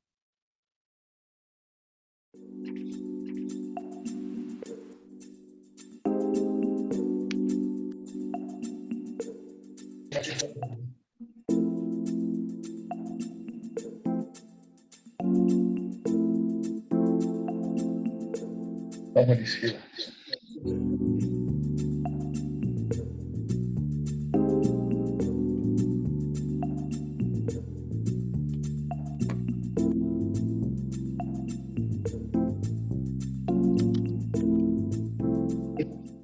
Did you know that 900 million people in the world feel unfulfilled with their lives? Likewise, 80% of us report checking our smartphones within the first 15 minutes of waking up. And mindlessly scrolling on social media is proven to increase feelings of inadequacy, dissatisfaction, and isolation. What if instead you use the SoulScope app and journal to build an intentional daily ritual that was proven to combat these negative feelings? And what if you could easily find books and podcasts that resonate with you despite the overwhelming market? This is all possible with SoulScope.